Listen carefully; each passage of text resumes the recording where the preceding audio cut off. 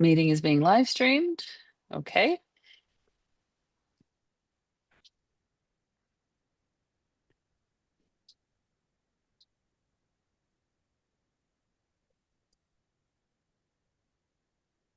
I don't see it yet. Nope, me neither. Okay.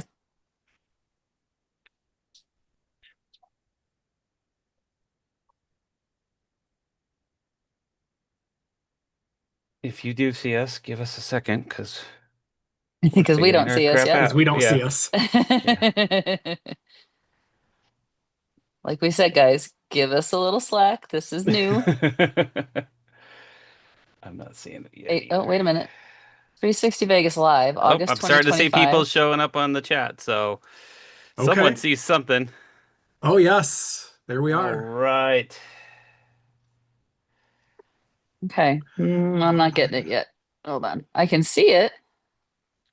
Seems like I had this problem last time. Oh, Oh, hi, I shirt, see too Tony. much of Tony's laugh. Sorry. Thank God I put real pants on. Play next in queue. Yes. Hello, I see everybody. There's We can I- see and lots of- hear you, says Adam.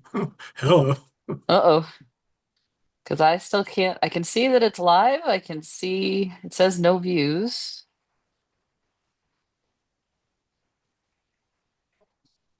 Save to device. We clearly have the brain trust here. So, all right, Tony, do you want to We just should have start with had the Mavestra on. We really I know, really should should have. All right. This will give Karen a chance to To figure it out. It's me. It's not anybody see if else. she It's can pull me. us up here. I'll vamp for a minute. You are listening to episode number 538 of the 360 Vegas podcast. Check out the blog at 360vegaspodcast.com or send us an email at 360vegaspodcast@gmail.com. Get early and sometimes exclusive access to all things 360 Vegas with a $7 per month subscription to Patreon. That's patreon.com/360vegas. Join the conversation on Discord with dedicated chats covering all things 360 Vegas. It's free to join, and an invite to our server can be found at 360vegaspodcast.com. So God bless Julie. She's telling me to click on the enjoy tips. doing the show, and as a result, they laugh a lot. If you do not like that, then don't listen. We really don't give a shit. You found it. I found it. That goes back to let's see. That goes back to episode 297, aptly titled "Does Mom Know?" And she Great. didn't. I know that No, for a she didn't. fact.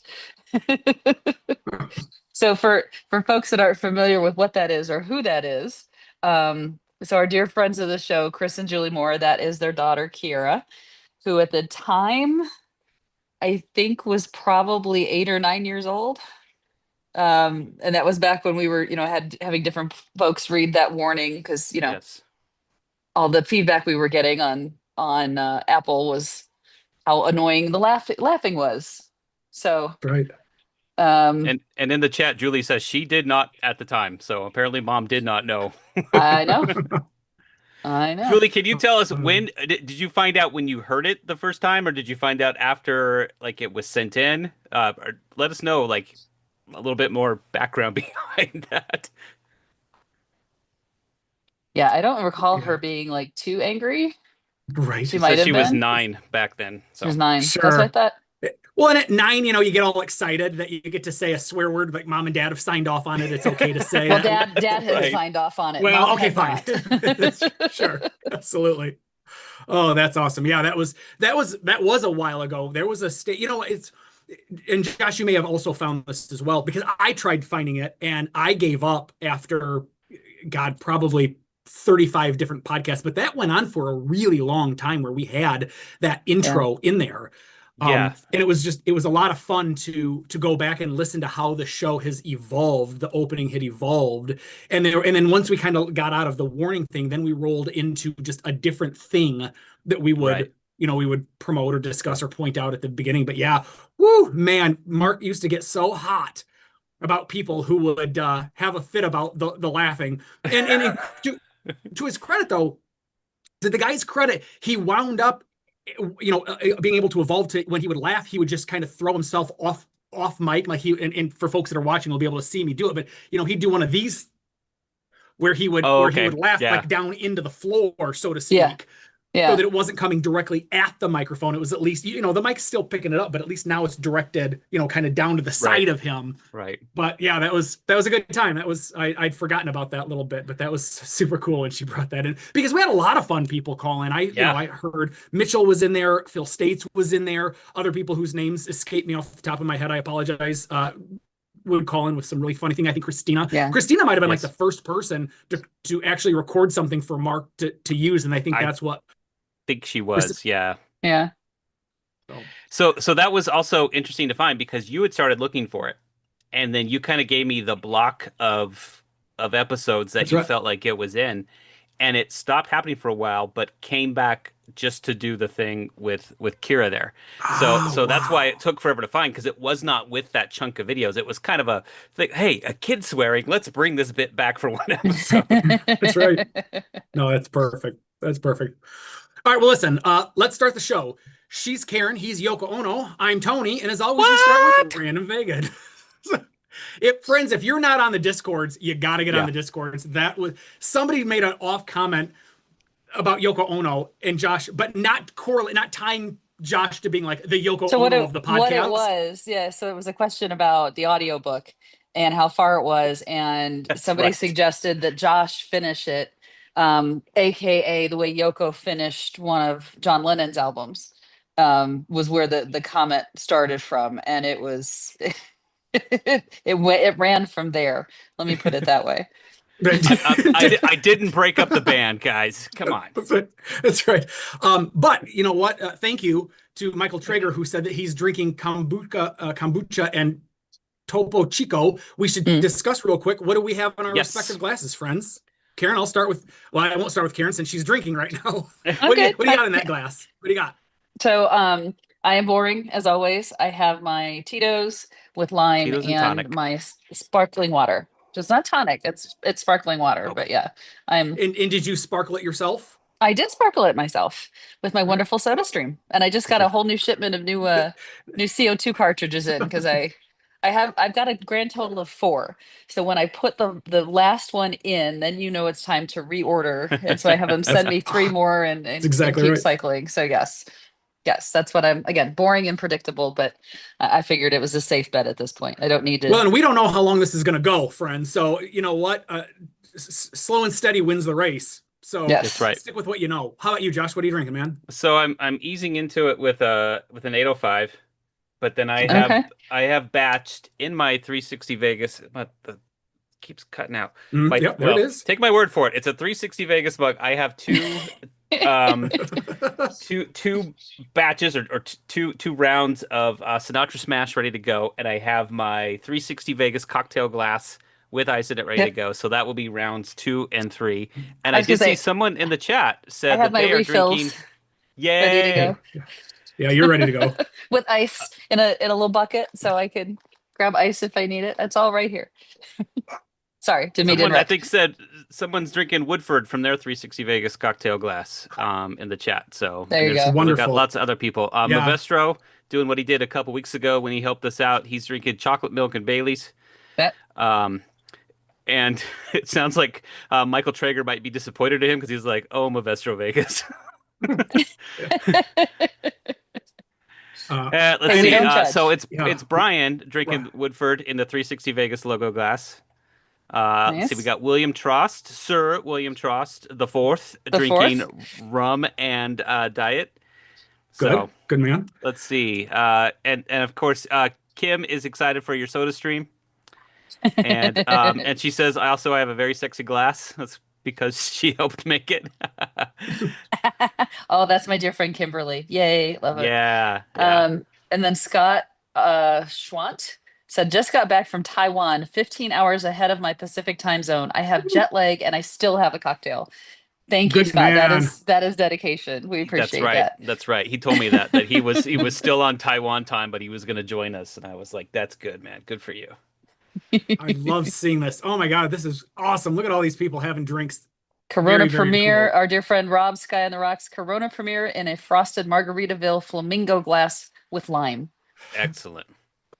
Love it. And ditto, I'm doing the same thing, Josh. I've got my 360 Vegas themed glass here with some Sinatra Smash in it. I'll tell you, Awesome. friends, here's the secret to making this drink, and I'm gonna give you a little hack here. The secret is to remember that it's all in the uh, uh, um, simple, not the simple syrup, the sweet and sour mix. It's 2 parts lemon to 1 part. Sorry, it's 2 parts lemon to 1 part simple syrup. All right. Hmm. So for every let's say you're gonna make 3 ounces, you would need 2 ounces of lemon juice and 1 ounce of the simple syrup. Right. But here's the other hack too. You got to remember to put the vanilla, the what do you call that? The liquid stuff. What's that? Vanilla extract. That's it. You need that Extract. vanilla Yes. extract. And once Yes. you get that, that's the secret. That's the secret sauce that nobody knows on how to replicate and get that tart flavor in the Sinatra Smash that you're missing. If your drink ever feels flat, you Yeah. probably don't have the right ratio of Right. simple sour mix. So there you go.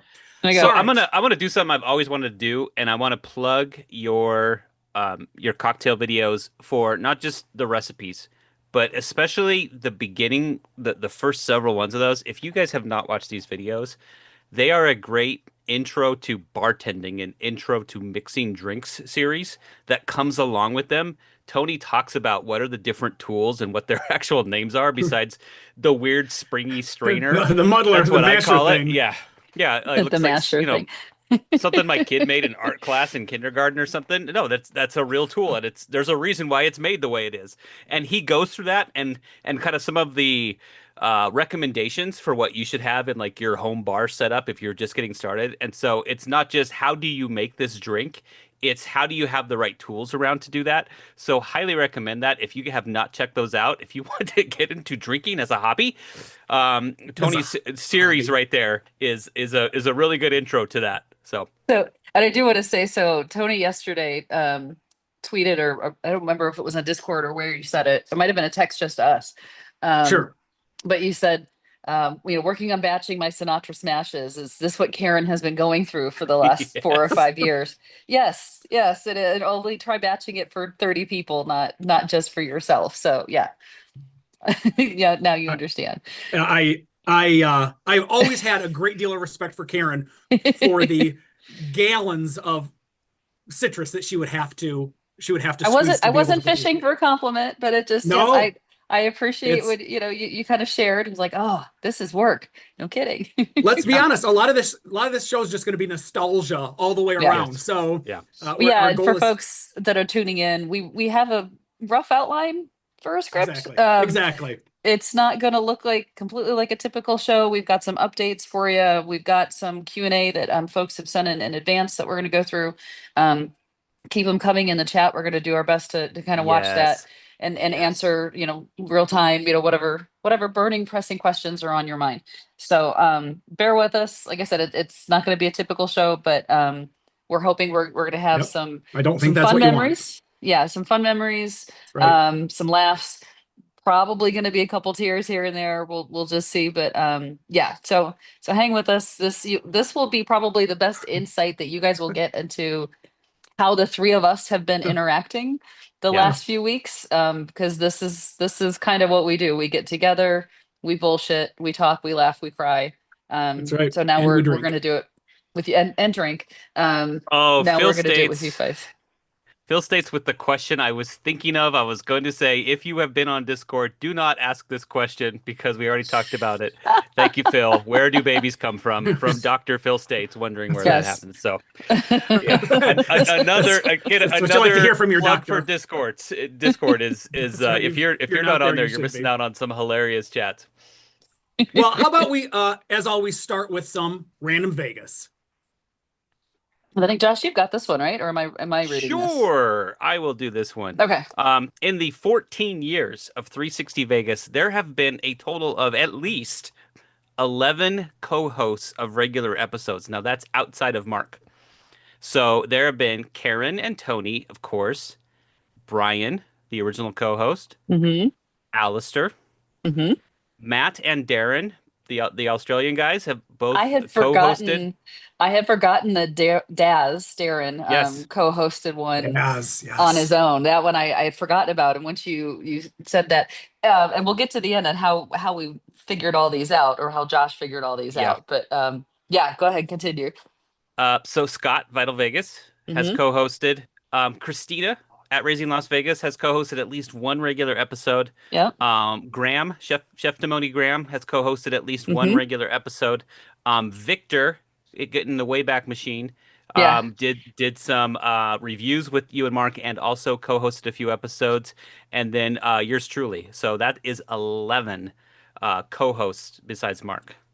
And if folks don't know Victor, I think most of those names they're going to remember. Victor was a friend of ours when we were still living in Chicago, and I know he did it. Yeah, he did a couple episodes, which I had forgotten about that too. I think until he mentioned something about it. Might have been on Discord, but yeah, I wasn't thinking it had been that many until you started listing them. And Josh, would you like Right. to explain how you figured out that there have been at least 11? So something the show has had for the last couple of years or so now is trivia at the end of most episodes. And so I thought, hey, let's wrap this thing up with 360 Vegas trivia specific to 360 Vegas. And so, me being a guy who apparently does not have enough time on his hands or has too much time on his hands, I started going back through and listening to the episodes. I did not listen to all of them. I just listened to, okay, who's reading the intro The segment? intros. And then I'd fast forward about 5 minutes into it and just see if anyone else talked. And then I have a spreadsheet with check marks under names. So there's a Scott column, and there's an Alistair column, and there's a Tony column, and stuff like that. So our trivia at the end of this episode will be centered around that. So you have, like, I don't know, an hour to study up, listeners, if you'd like to know some of that, or you'd like to answer some of those questions. You have So yeah, you have 1 hour to listen to 500 episodes. that's right. That's right. And really, so it got easier. I got to say, once the two of you were the two regulars, it got a lot easier. But I still only did about half of them. But once you two started, there really wasn't that much of a shakeup. Every now Right. and then, Alistair one would of you pop in. wouldn't. I think Alistair would Scott pop in, or I'd pop in, or popped in a Scott would couple pop in. times, or you Yeah. did. Yeah. Yeah. So it was pretty consistent. Like, if you compare the show's, let's say, first 7 years to the show's second 7 years, there was a lot more consistency in the lineup in the second 7 years. So We finally hit our stride. We found the right combination, and apparently we didn't. Apparently Tony and I didn't annoy Mark enough that he was ready to swap us out. I did find somebody else. Yeah. Yeah. So speaking of, though, Karen, did you become a permanent co-host before me? And if the answer is yes, do you remember with whom you became the no, no, no, permanent no. co-host? We're gonna get into answers for the Oh. trivia, and we Oh, have to stop this line. So we Oh, will well, we will never get the mind answer then. Put to a that. pin in Yes. that, Tony. You're Never jumping Yeah, around yeah. Sounds good to me. All right. Josh or Karen, who wants to give another plug for our favorite twit pick hashtag? Yeah, I mean, I will. I'll jump in there. We don't have a specific twit pick of the week, but we do want to talk about that hashtag twit pick for Mark. I still can't say it. Took me several times, the last time we recorded. But it's just a great way. And again, I'll pull up that hashtag, and it's just folks posting pictures about Vegas. Sometimes with a cute little caption, kind of inspired, aka like Mark would have done if he had written a monologue on them. But it's just fun, and it's a great way. I think both the guys have also randomly kind of pulled those up and looked at them. Or Tony, I know you've retweeted a few of them as they've gone out. But yeah, the hashtag twit pick for Mark. um Again, thank you to Sean, I think, isn't it Sean? Yeah. um Yes. who started it, and we love it. Would love to keep it going. Oh, yes. Yes. You're right. It was Sean. Thank you. That was such a cool idea. Such a Yeah. cool. And this is, I know I've said this a million times, but I will reiterate what Mark has always said. Mark let the listeners kind of guide the direction of what he would include. If something worked, if he got an idea from a listener and it worked, he would run with it. And I think that's where so many of the different segments came from throughout the 14 years was, it was Matt and Dax that came to him and said, you know what you really need? You really need like a gambling 101 sort of Yeah. segment. And he was like, that's a great idea. Go with God. Make that happen. Yeah. He graciously allowed me to do some legal lounges. Josh, you have always been the show guy, which is so cool because Yeah. we were not, the three of us were not Yeah. folks that would, go see shows a lot. We went to see more shows because of you, quite honestly, coming onto the show. I remember Well, going and and seeing a booty that's part of show the reason. because of you.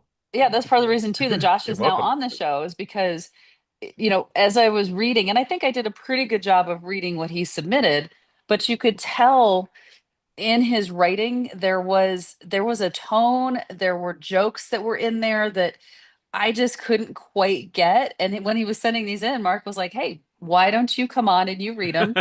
And it worked out so well. And then I think, Tony blew us off one weekend and it was like, "Hey, Josh, you want to jump in?" And it just kind of ran from there. I mean, So I have It a really story to did. tell about that. When you guys I joked that you guys got tired of reading my reviews as I was writing them in. Mark and not I at were all. texting about it, and Mark's like, "Well, why don't you record with us?" And I was amped. Like this was like, you guys seen that movie Rockstar where Mark Wahlberg gets asked to like join the band that he's like a big fan of? Like it was like to me, I was like, yeah. So I'm in the middle. My wife had been out. She comes home. I'm relaying this story to her. At this exact same time, my daughter is logging into her school email and found out that she got the lead in the school play and shouts it out and stole all of my thunder. So you're telling your wife and I you're like, love she's gonna be this. so happy and excited for me. And then all of a sudden, yeah, Right. your daughter comes in and go, "Guess what? I got better I news." get to be Matilda in Matilda, Oh, that's yeah. And I'm like, awesome. Too good funny. for you. That's awesome. I know, Good for right? you. That time where you actually have to act happy for your kids, and the big I things that know. happen I know. for them. Yeah, But I guess who's understand not that. Matilda anymore, but guess who's still doing the show? Yeah. Uh-huh. Who's still There you go. That's right. Guess who How'd that won work that out for you, one? kid? Yeah, that ended 3 years ago. I'm still here, so That's right. Where's your agent now? so All right.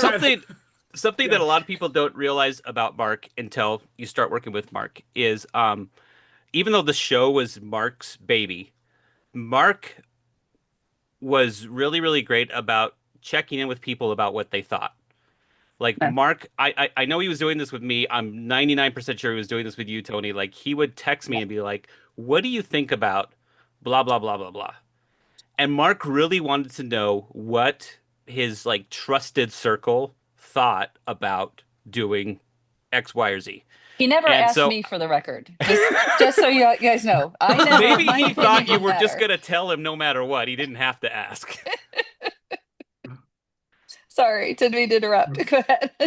So I just thought I think like I that was not something I expected when I kind of joined the lineup until it started happening, and I don't know if it surprised me a little bit. It did surprise me. So I think a lot of listeners don't realize that Mark would reach out to people he trusted and say, "Hey, what do you think about Yes. whatever?" And Yeah. really listen to what people had to say about, hey, whether it was a Vegas vacation event or some aspect of the show or whatever, he wanted to know what other people thought. He wasn't just like, I'm going to take this idea and run with it. Right. It was. Although, Tony, didn't you say once that, he would ask your opinion on events and this kind of stuff and you give it and then he would do the complete opposite or whatever it was that he wanted anyway? I mean, Typically, yeah. He wanted to know what you thought so he could disregard it That's entirely. it'd be like, okay, Yes. I'm going to do just the opposite of that. Right. That's awesome. And that's what No, being married joking. is like.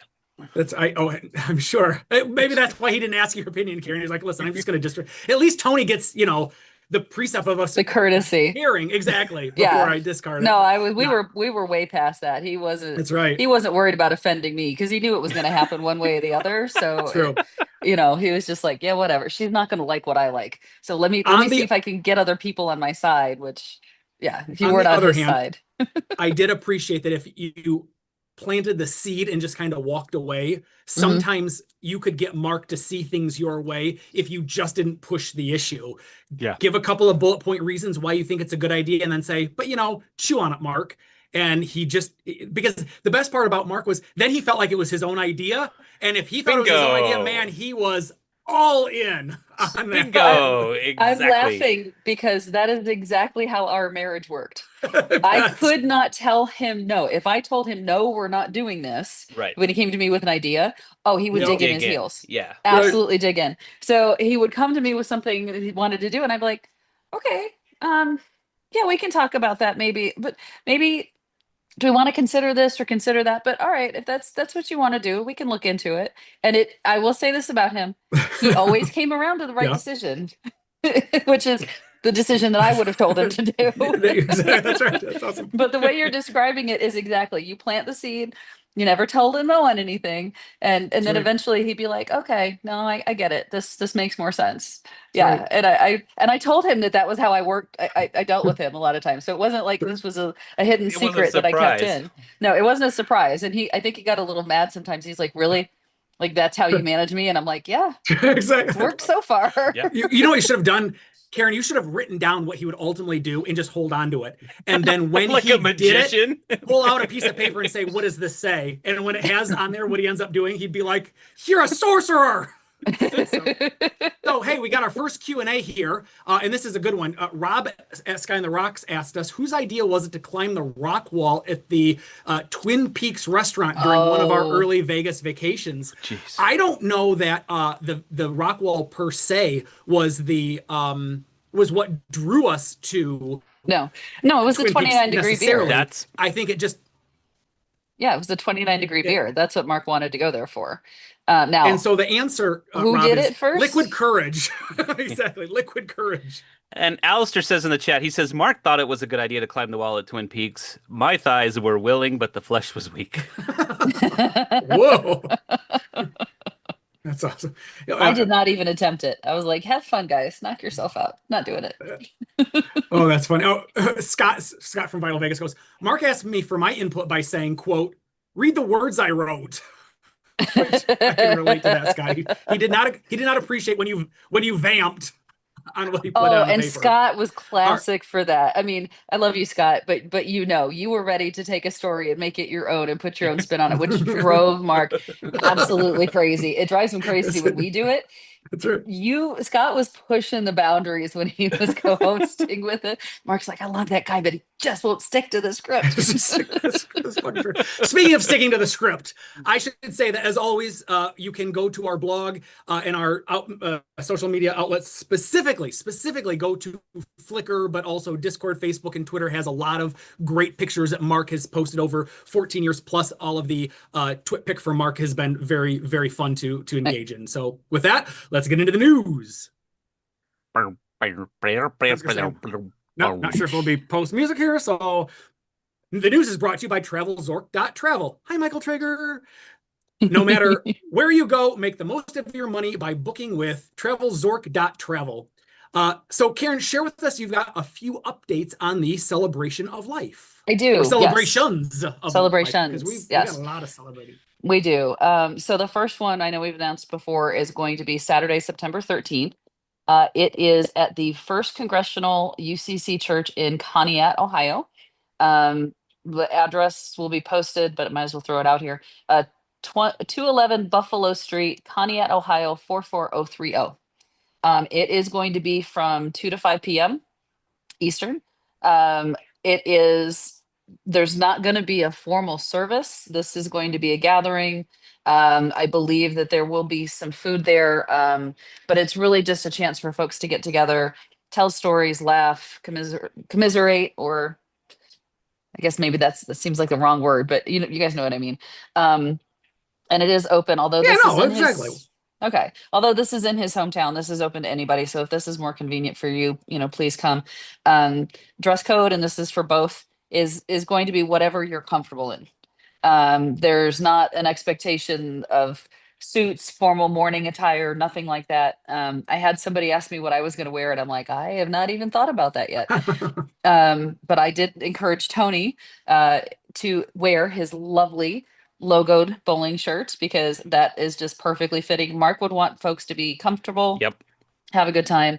I will say this, that there is no alcohol allowed in the church. So either imbibe before or make plans for after. As likely I What will be about making. Jesus juice? Come on, they gotta let us have some Jesus juice. Like, so what Brandy said was, hey, look, if a flask comes in and I don't see it, I'm not really going to say anything.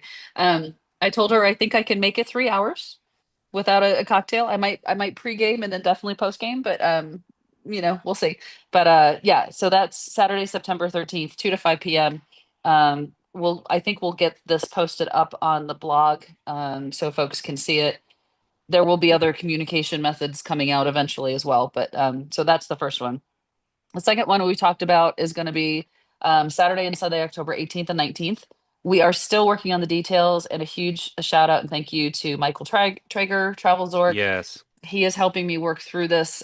We've got some good stuff potentially getting close to locking it up, but I don't really want to say too much about it until we actually know for sure. But here's what I will say. On Saturday the 18th, we are working on getting a private room for a gathering.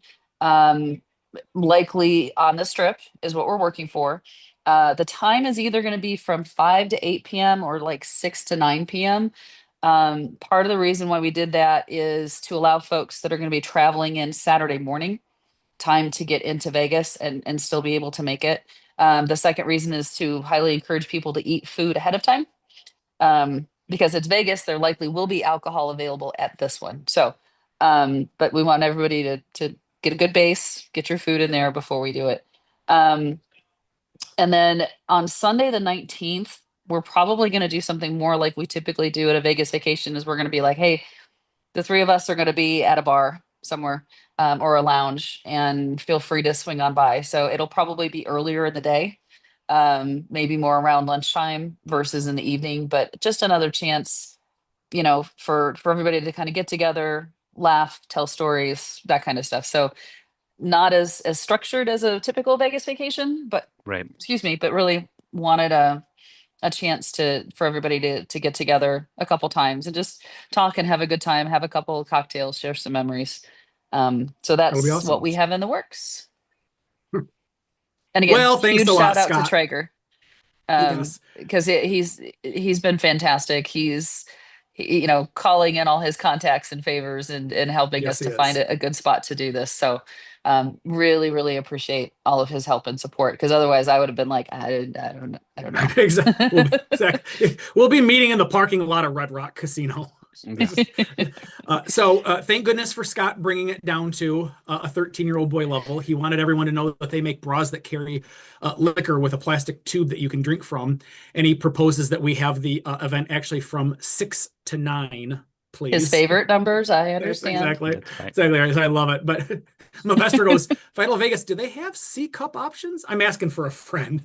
So, oh, that's awesome. That's going to be that. Listen, it's going to be a very sad time, and I appreciate Phil States in particular texted it to me, but he's not the only one that's been saying this, out on the socials along the lines of, man, I'm really looking forward for an opportunity to get to go to Vegas and hang out with all of my friends. It's really going to fucking suck that this is the reason why. Yeah. Right. So Yeah. we get it, but I think it will be cathartic for all of us to just be able to be together. And so if you can make it out, we would love it. Jace And that's Como the says it's a plan. liquid bra party. Yeah, that's the plan for this. Again, not doing a formal funeral because that is not what Mark would have wanted. Sure. So that's why we're not doing it. He would have wanted people together, having fun, laughing, having a good time, Absolutely. sharing stories. So that's why we're going this route. And Yeah. the best part is Mark would be there going, I just want you to know, you all are here because I created this. This is me. This is all of me. I did all of this. You're here because of me. So, Like he would because- sit back a couple of the listener meetups, and he would just sort of sit back and like, Take it Yep. in. Yeah. I did That's this. I did Yeah. this. And as well he should, because yeah, I mean the amount of work that he put into this and the way that he's brought people together from so many different places. Yeah. I mean, he was absolutely right and justified in sitting back and just soaking in the glory of what he had created. So we want to, give him another opportunity to be looking down from wherever he's at, going, see, this is where That's right. what You're I all did. here because of me. Yep. That's right. Karen, we All have right, we have a Q&A request here in the Okay. chats. Cosmo Kramer has asked if we can see the dogs. She said Mark would not have let you, but let's see the dogs we've only heard in the podcast and not seen. Is that a Well, possibility? Can I flip the I can't flip the camera around on an iPad. Hold on. All right. Uh-oh, So we're on a there's vacation. one. This Who's is this? this is That's Valkyrie. Valkyrie. Yeah. See, Josh can tell them apart now. See, and she will not stand still. Mhm. What? Look, can she see herself? Well, she could on the little tiny screen, and then I don't know where Titan is. See Titan. on the landing? Yep, he is. I can hear him coming down now. So there's Titan. So there they are. Karen, is one dog smarter than the other? Is there one that you'd be like, this one's a wicked smart trickster and gets the other one in trouble? Um, no, not smart. And now they're barking like crazy, which I hope you guys can't hear it. Hang on one second. Hey, hey. They've been. This Well, is their new now thing. Is now barking. people are reaching out. Nobody was talking on the chat for a while, and then you start showing the dogs, and everything's just exploding right now. Oh my God, dogs! We Um, have an announcement to make. It's now a podcast about dogs. um, no, and they're barking like crazy right now. So which you That's guys, all I right. don't think can hear, but I can't hear No. you because they're going crazy. Is one smarter than the other? No, they're both smart, but they're in different ways. Um, he will. So he's the one that's barking now, and he will run up to the door and bark, and immediately then turn around to see if I'm paying attention to him. Um, she Okay. Okay. is like super hands-on focused. All right, what just happened here? You're still here. Okay. No, my screen froze and something about hand gestures showed up. I don't know what that was. Oh. Um, she is super hyper aware and like I can't move without her right up at my side. What's going on, Mom? What are we doing? As Josh knows, when Yeah. he was because he was here a couple weekends ago, and got to see them live and in person for 48 hours or whatever it was. They're super sweet. They are. We had not done a good job of training them. Oh, Oh, you got to fix what do you that. what are you done there, Oh, Tony? You done? oh, nothing. I was just giving a little shout out to the purple zebra. I've got a Oh, completely okay. irrelevant 360 Vegas vacation story about this at some point. Maybe we'll get to it. Maybe we won't. Please All continue. right. No, I was just gonna say we did a terrible job of training them. And so I have decided that I'm going to have to hire a dog trainer. Because it was one thing where there were two of us and we could each wrangle one. And now that I'm on my own and me trying to wrangle two is impossible. Um, so yeah, they're super sweet. Um, they're just absolutely crazy, but they are getting baths and getting groomed tomorrow, so I cannot wait because they're a little rough around the edges right now. Yeah. So Oh, that's yeah. awesome. Kathy of Rob and Kathy fame says, "Oh, I bet they're great snugglers." Oh, they're on your feet, in your face. Yeah. But here's the funny thing about them, and Josh can attest to this too, and I've noticed this several other times. They hear the tiniest noise and they run to the door and they bark and they go crazy. Hmm. However, if I'm napping, sleeping, whatever, they do not make a noise. And it's and it, Oh, which is sweet on one side because you're like, oh, mom's sleeping, so we all need to Right. be quiet. Right. But then I'm like, well, that kind of You're doesn't do not the whole serving your guard dog purpose. Right. thing that I need you that's to true. do. That's And true. it came up. We figured it out because the same weekend Josh was here, I passed out on the couch. With I think I told the story. I had a little too much to drink and no food, and was surprised when I woke up that Christina had come in. And I thought, oh my God, I slept through the dogs like barking and making all that noise. Like I must have been hammered and out. And turns out, no, when she came in that night, they didn't make a peep because I was sleeping on the couch and they made no noise whatsoever. Now, the next day when Christina came in, I was up and about and they went absolutely That's crazy. amazing. Yeah, How smart. Like that's Yeah. incredibly smart. You're like, okay, she's sleeping, we'll be quiet now. Yeah. right. But when you're I'm going to ask a question that I think some folks are probably thinking of. It is a hard question to ask. I've asked you already, so I know it's a quote unquote safe question to Mhm. ask. But I bet probably there are some folks that are asking, how are the dogs doing over, say, the Yeah. last 3 to 4 weeks without Mark? You know, they know that he's not here. Okay. They definitely know that. I think early on were looking for him a lot more. I think now they're starting to kind of settle in and realize, okay, we just have mom. And the random number of people that keep coming in and out of the house because there's still Sure. people coming over a That's right. ton. A lot of Um, visitors. but yeah, no, they're adjusting the same way that we all are, and the same with our cat Presley, who Through lots of drinking. no, no, they are You walk not. over, the dogs are in the Tito's again. Pour a little in their water. I'm like, here, guys, this will help it get you through. No, I mean, they know something's different, and Yeah. Sure. kind of the same as me. We're adjusting to a new normal. Like Yeah. they're used to having somebody home all day long. Because Sure. Mark, from the time we brought them home as puppies, was either home because he wasn't working, or once he did start working, he was working from home. So there was always Right. somebody here. They're getting more used to me, going to work during the day. The downside about that is they recharge their batteries That's all right. day They long got, until I that's get right. home, and Oh they're no. nuts. But no, they're again, we're all adjusting to a new normal, and they are super sweet. I will say they are stuck to my side. Um, so like even at night, she comes in the bedroom and sleeps on my side of the bed. He will sleep literally right outside the bedroom door. But they let me sleep. They've adjusted to, because again, Mark used to feed them at like 4 a.m. and 4 p.m. And I don't get out Okay. of bed even on work days until like 7:30. Sure. And they Yeah. will let me shower, get dressed, everything else before I go downstairs. I mean, they'll come in, and like Valkyrie especially will now like lay down and hang out in the bathroom while I'm getting ready. But no, they're super sweet. They are stuck to my side, which is kind of nice. I'm not gonna lie, because I'm never alone until they like are licking your face and arms and everything else all at the same time. But yeah, I'm grateful I have them, because Yeah. the That's house is wonderful. not empty. Let me just No, put it it's that No, not. way. right. It's I not. bet. I bet not. All right. Well, listen, why don't we roll into some prop bets then? For those of you unfamiliar, prop bets is an extension of the news, but with just bits and pieces of noteworthy items.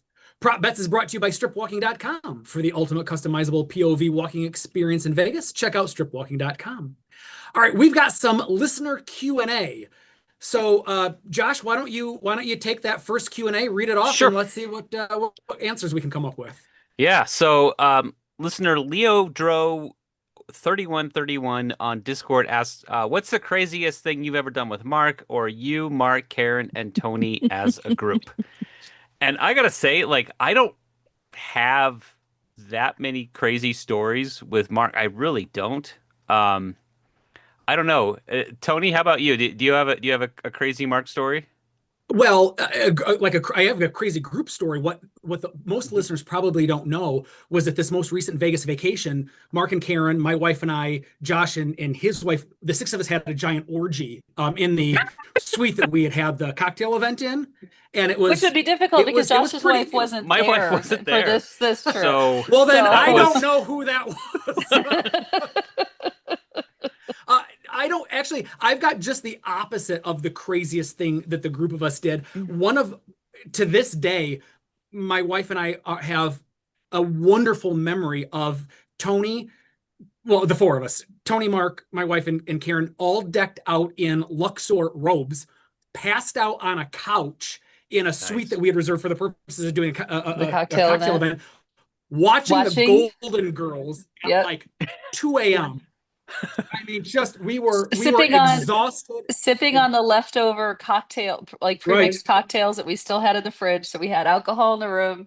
We went and put on the bathrobes, and it was the very end of that Vegas vacation, and that was the one that we did two cocktail events. If you Yes. remember, because the first one sold Okay. out, and so we added a second, which we will never do again. No. Um, because we were completely wiped out and exhausted, but just and I remember it was the best like wind down, because the four of us are literally zonked out on the couch, laying on each other, everything else, sipping and watching the Golden Girls and just having the best time. Right. So That's So exactly Bavestro right. clarifies, he spills the beans in the chat and says that it was not my wife, it was him wearing a wig, which now a whole lot of things make so much it sense. makes So much more sense now. It yeah, Thank you for does. It that. yeah. does.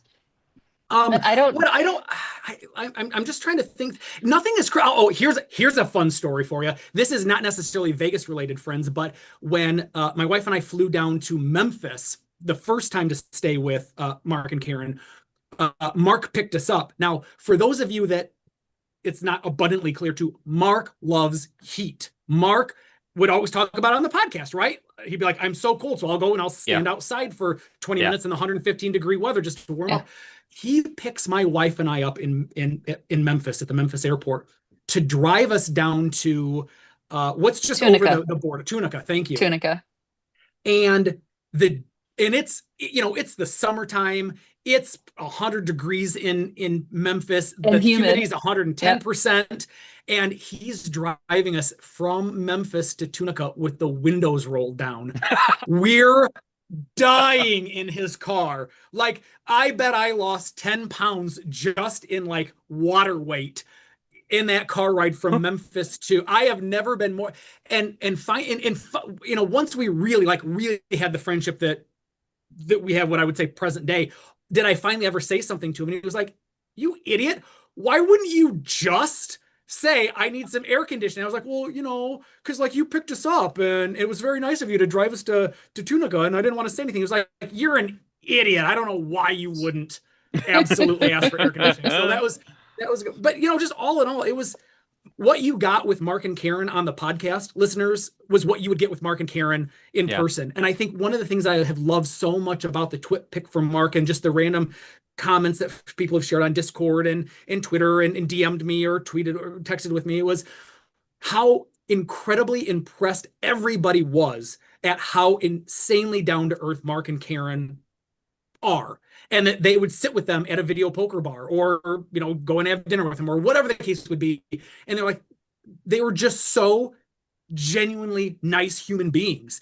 And what I loved about these stories was that and I think I talked about it on the podcast 2 weeks ago, if you don't get to experience like that story that they're sharing with you, you would never know the fun little things that they shared with you in person that you got. And I'm so happy for everybody that got the opportunity to ever come into Vegas and spend some time with just Mark and Karen, to get to be with just them.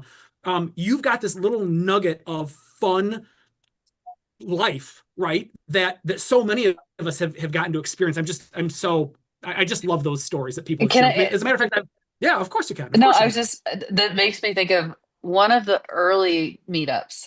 It must have been 3, because I didn't make it to Vegas Vacation 2 due to a work conflict. But I think it was Vegas Vacation 3. And I know that because I listened to so many freaking episodes. But there was somebody, and I don't remember who it was. There was somebody who came up at Vegas Vacation 2 and sat down in front of Mark and I and kind of did this. And he was like, "I just need to see if this is real." And it pissed me off to no end, because I'm like, do you think that I have the time and energy to act on a podcast the way that we interact? I mean, what you heard was us. You heard us fighting. You heard us bickering. I think, both Josh and Tony at certain times have said, "I hate it when mom and dad fight." I loved it. Oh my God, I loved it. Karen, you may not even remember this memory. To this day, my wife and I will yell at each other as being Todd and Margot. Yeah. So I don't know that this was I think this was the second time we came down to Memphis. Mark and Karen are going at it like they are wont to do, right? And my wife and I are sitting in the back seat because we were just coming from, let's just say, breakfast. Doesn't matter what, but they start getting into, like, they're just screaming back and forth at each other. And finally, Mark goes, "I don't know, Margot," or excuse me.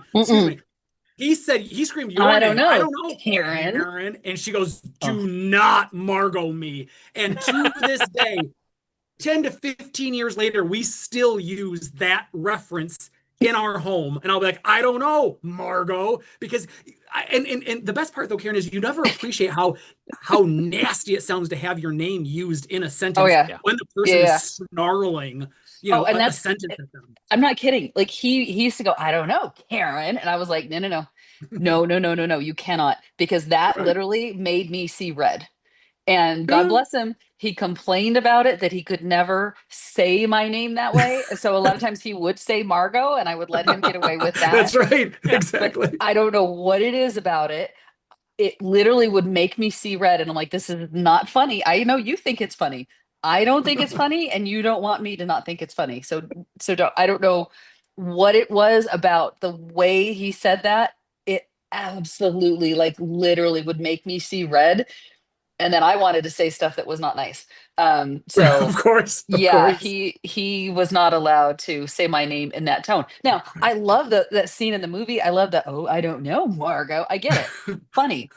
Is it? Not when Yes. you're saying my name. I In just could So not do it. I want to flip the script a little bit and kind of give some of the viewers who may not know like a different perspective. So I remember one time there was a group text of me and you, Karen, and Mark, and we were talking about the first time that we were going to go to the sports book at Circa to watch a Okay. Golden Knights game. Not when they won the cup, but the first that was like a Yeah, a month couple before weeks that. before. Yeah.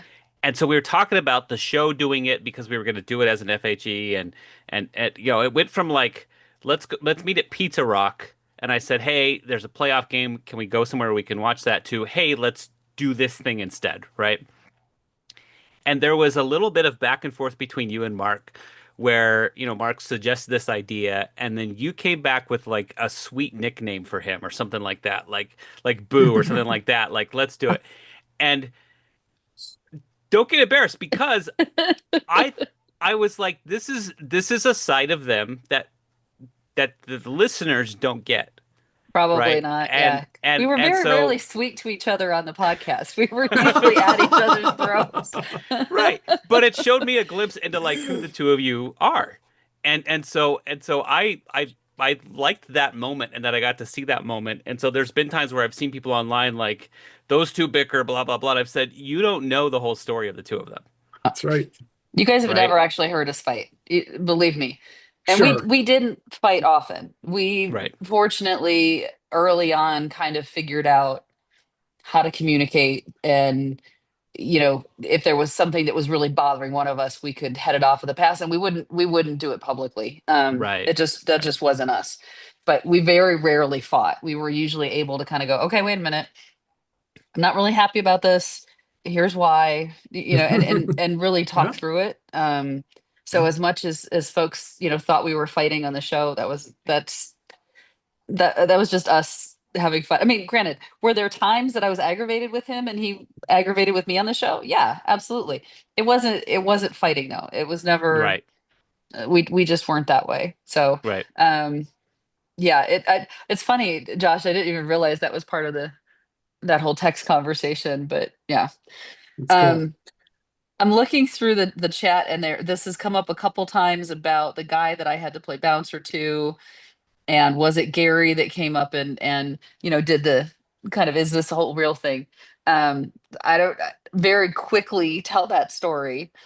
So Gary, yes, showed up at Vegas Vacation One, and mind you, there were, what were there, Tony? Like 12 people total. Like, it was a very small group of folks at PBR Rock Bar. Ish. Yeah. The That sounds about yeah, right. the first one, but it was me and all guys. So let's just put that out Right. there. Um, and part of these guys, so Matt, the Australian, was there, and mind you, he's like a 6'2" Nordic, blonde, big, muscular dude. Alistair was there, who's like 6'5", but it's me and all these guys. We're sitting at this long table, and somebody comes down and sits at the end. And long story short, like, he's just randomly kind of sitting there, and so I go down and decide I'm going to go talk to this person. um he knew he was there for a podcast meetup. He didn't know the name of the podcast. He didn't know the name of the hosts. um and we were getting ready to get on the party bus to go downtown, and I was like, "No, you're not coming on the bus." And he's like, "Oh, I'm sorry, I'm just nervous. I drank a little too much, wanted to meet you guys." And I was like, "Yeah, that's great. You're not coming."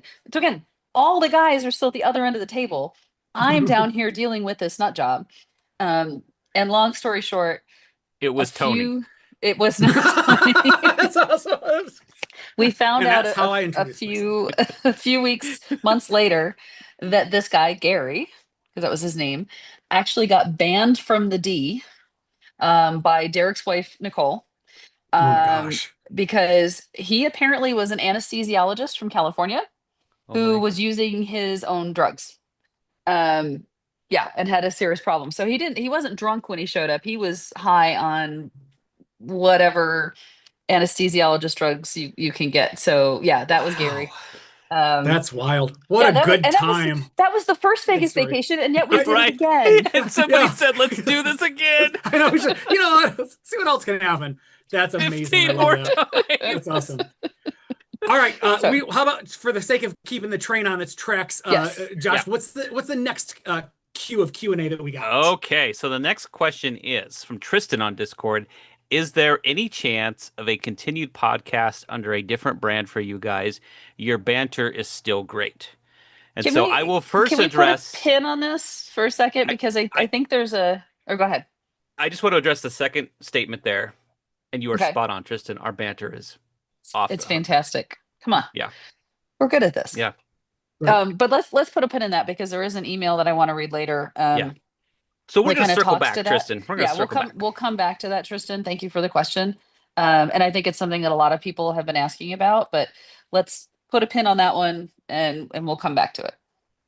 Vital We'll Vegas address says later. being banned from the That sounds D good. is a horrible punishment, and that's what I would call a girl when I would make her my ex. Is I would say you're now banned from the D. Ooh, man, that did not work, Josh. That was I'm super. sorry. I appreciate you. Gotta listen. Welcome to my world, Swing man. and a miss. Sometimes you gotta try it and you gotta see if it works. And that one, you were on the right track. It just Okay. took a little too long to, Okay. to Sorry. get to the punchline.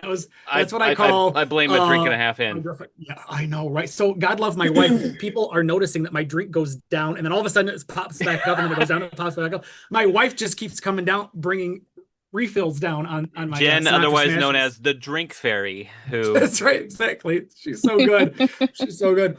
Yeah, we will put a pin in that, Tristan. I see Tristan Roper is in the chat. By the way, I love your yes, last name, Mr. and Mrs. Roper. I hope is what you go by. I hope he wears a cardigan like Stanley used to, and his wife walks around in him.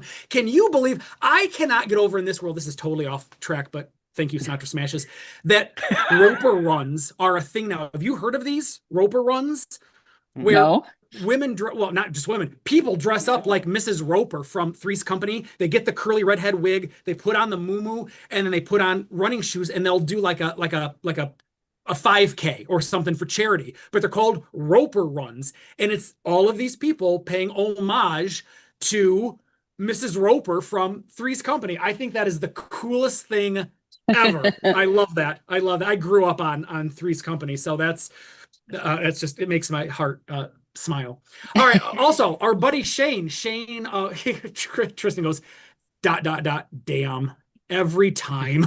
Meaning he obviously clearly gets referred to the Ropers He's a like, lot no, in this Tony, I've world. never had anybody ask me about my last name Never, I know before. that's brand new, super unique, Tony. All right, so our buddy Shane, who put together our glassware and fun stuff for some of the prizes at this The recent souvenirs from drinks the yeah. swag from the last he cocktail event. Yeah. he put something in, and I think we actually can give him an answer to this. Josh, what did he ask? So Shane asks, was Mark's audiobook completed? If so, will it be released for purchase? And I don't know It was if it not was completed. fully completed. It was not. That I I know. so Oh, okay, Yeah, okay. Yeah. So that's the audiobook of the first book. Um, correct. I have that on my radar as something to complete. Okay. Um, I've heard some people talk about some different ideas.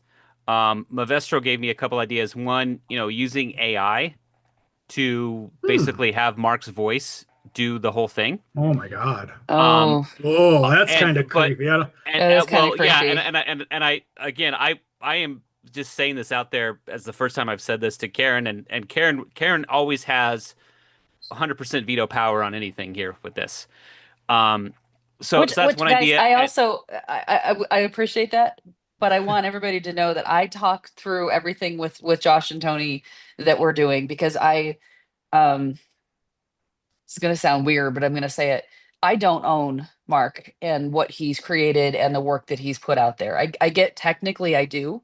Um, but there's aspects of what he's built and what he's done that I'm not the target audience and I know other people are. And so um I always wanted I bounce it off the guys to be like, is this something people want to see? Is this something that they're going to care about? Do we need to consider doing this? So um I appreciate Josh, because yes, there are certain things that I've said, yeah, no, I can't do that. But for the most part, I don't necessarily own the environment that he's created, and how it relates to other people. So I want to put that out there. I appreciate you too. And I know I've told you guys, you like are like the big brothers that are just sort of circled around, be like, okay, what is she okay? What does she need? That kind of stuff. Yeah, But I do, if I'm interested in figuring out how this could get done. right. Um, Same with, we talked about the second book. We've found it. It's 90 Yep. 95% done. We want to get it out there. And it's kind of the same thing with the audiobook. I don't know how I feel about the AI Yeah. creating Mark's voice, but I Yeah. would probably need to hear it and versus of what he did versus that, and kind of see. So sorry. Hello, this is Mark. I'm reading a book. Well, actually, who just put that out there? So, our buddy Zach. Zach made a comment. He said, "I listened to an audiobook that was read by AI once, and it wasn't good." Yeah. And I'm inclined to probably agree. Todd Gaddis just said, while reading Mark's book, he said, "I was hearing Mark's voice with every word," and I'm like, Isn't that crazy? Ditto. Yes. I could. It was, Yes. Isn't that nuts? You could read it to yourself, and it was like he was kind of talking it to you. But yeah, I think that a lot of people think that there is value in maybe the three of us coming together and finishing the book. Right. I'm real sorry. I've got the voice and face for pantomime, but I would say that Oh, that's come on, probably the Tony. You've closest. got the newscaster voice. You I know think that. that's So- the most likely way it would come together. I would say that the three of us, as good looking and as enchanting as we are, don't have Mark's like incredible focus and drive when it And comes to like passion creating. for it. Yes. Yeah. Yes. Right. And so Mark would bounce from thing to thing. But at least for me, I can kind of focus on a project at a time. And so for me, my focus is going to be actually book two. I would rather see book two hit the shelves, hit Amazon first, and then let's see what we can do about an audiobook of book one and book two. Oh, all right. All right. Yeah. I like where your head's at. And so that's kind of where I think, at least if I'm the one who has say in prioritizing, let's get book two done and Agreed. released. And Yeah. then let's talk about All right. possibly doing recordings of however that works, right? Of book one and book two. So I don't know. And again, we're Yeah. kind of like talking about this. You guys are witnessing this live. This is not like a thing where We we have all talked about this before. we have not This is come to a new. consensus before this thing. So But that's what's fun about these Zoom calls. And if I also could say, friends, and I say friends, Josh and Karen, but also the folks that listen to this, so many of you have asked, how am I doing? Like, you've been so incredibly kind. Tony with an I, even reached out to me yet this week. So did Bill. They were like, okay, so what's going on? How are you doing right now? right. And if you wonder why I'm able to say I'm really okay, I really am doing okay, it's because I've been having these type of calls with Josh and Karen that you're getting to hear right now. Like, you guys are kind of getting to eavesdrop in on what our Zoom calls have been like over the last 3 weeks. Our therapy, basically, it has, in a lot of ways, has been these kind of, with the three of us getting together, talking about laughing, maybe having a drink, but also talking about the stuff that we're sad about, or we're pissed about, or we're sad and we're pissed about, or we're laughing about. This is a window into our last 3 weeks. Absolutely, it is. Yeah, right. It is. And so you bring up a good point, Tony. So just kind of around the horn here, because people want to know, how are you doing? And I'm sure listening to us now, we've been laughing, having a good time. There haven't been any tears as of yet. Guys, we are doing as well. And I don't want to speak for everybody, but I think I can. I know I'm doing as well as I possibly could be, For sure. given this really shitty situation. Exactly. I will say I am meeting with a trauma. See, now the tears are going to start coming. I shouldn't have started this. I am meeting with a grief and trauma counselor every week, who's been fantastic. really helping me through stuff. I am keeping busy. Work, like going back to work for me has been very like necessary. Um, I will tell you, I do have bad days, and they tend to be Wednesdays into Thursdays because it's kind of Yeah. like a weekly thing Sure. for me then. Yeah. Sure. Um, Sure. but it's a pattern that I recognize that I'm able to, kind of know that it's coming Yeah. and, able to just work through. So, yeah, again, does this suck? Absolutely. At least for me, do I need to figure out what moving forward and what a new normal looks like? Yeah, and I think I'm doing okay with it. Again, I'm still not making any major life changes. No major decisions, nothing like that. But Yeah. I'm okay. But please continue to reach out, text me, call me. Yes. My social calendar has been blowing up, which I absolutely love. Love So, that. you know, keep that in mind. Please, please, please, please, please still reach out. I'm Well, doing I good. think Karen, what you're probably going to see is you're going to see like right now, yeah, Wednesdays and Thursdays suck because you're like, okay, Yeah. it's been X number of weeks, right? Hmm. Hmm. And that's probably going to change and it's going to be the end of the month, right? Where the end of every month is going to suck because now it's X number of months, Yeah. right? And then you're going to measure time in 6 months and Yep. years and stuff like Yep. that. And so I guess what I'm trying to say is it's probably going to get better in Yeah. that you're not going to measure time in it's been X weeks, Right. right? And so that will it will be less frequent. We've talked about how the reminders are going to come and they're going to Hmm. suck and they're going to come from places where you're not going to expect it, right? Remember the conversation you had with Tony and I last week about filling out some forms. Yeah. But and you're never going to know when they're going to hit you, but I think for you it's going to get less frequent.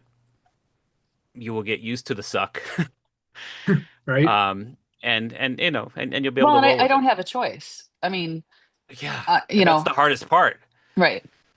And so this might sound weird or crass, and I hope it doesn't. But again, working through this with the counselor, um, Mark would not want me to be curled up on the floor in a little ball, just Right. crying my eyes out. This is going to sound Sure. weird. He honestly thought he was doing the best thing for me, Right. which doesn't make sense. But God damn it, this is my fault. I'm the one that went down this path. Um, it doesn't make sense to me logically, but he would not have wanted me or us or any of us to be like shattered laying on the ground with this whole thing. Right. Sure. Um, we might be certain days, it's never going to make sense. Right. But when somebody makes the choice and the decision that he did, it wasn't just, it's not just him trying to escape the situation that he's in. He also thought he was doing something good for the people around him that he loved. Right.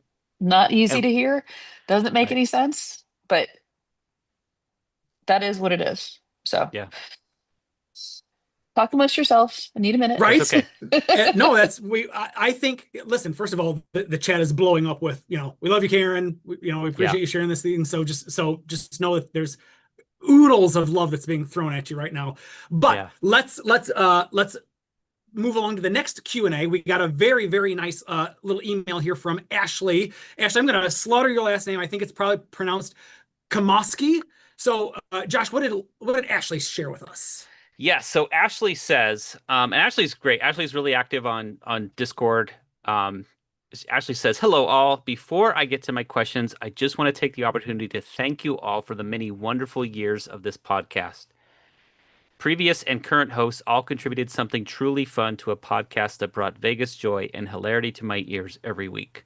Tony is my spirit animal. Don't I love don't that. say stuff about Tony like that. It just Thank you, inflates his Ashley. ego." You're my favorite. Ashley, I am so sorry. You're in a world of trouble if he's your That's spirit right. animal. That's all I'm going to say. Ashley goes on to say, one of the things I truly love was Karen's take on Vegas from a boots on the ground business perspective. I don't know what her job is. Clearly, it is Vegas and food related. That is true. It It is. That's right. is. That I is don't true. know that I want to say too much more than that because kind Right? of No, you gotta. Yeah. well, no, and even when she goes in before and she talks about my prior employer, which was McDonald's, and I until I was no longer working at McDonald's, I don't think I ever said McDonald's just to kind of Right. keep For that little yep. Yeah. separation. Yep. Once Yep. I left it, hell, I don't care. Yeah. But that's kind of the That's same thing right. now. Yeah. AMA. So she AMA actually she McDonald's. actually goes on to say specific to McDonald's. So Yep. my extremely random first question for Karen is, with a previous history of working for McDonald's, how much do you think the Stevens Corporation paid to get rid of McDonald's at the D? I mean, I know that you don't know the actual number, but Yeah. these are some of the things I find interesting. So how much did they actually pay? I mean, it's gonna be north of six figures. Is it gonna be seven? I don't know. I do know that the McDonald's there at the D had a very, very, very, very, very long lease. That basically the D couldn't kick them out. So they would have had to have bought them out. And for McDonald's to have walked away from that location, and I'm sure the D made it very difficult for the McDonald's to operate in there. They weren't, being nice and playing nice with all of that because again, I remember a conversation I had with Derek's wife Nicole, and she was not happy about the fact that they couldn't boot the McDonald's out. So, how much? I don't know. I really don't know, and I would hate to make a guess, but my guess is it's at least six figures, if not seven, Sure.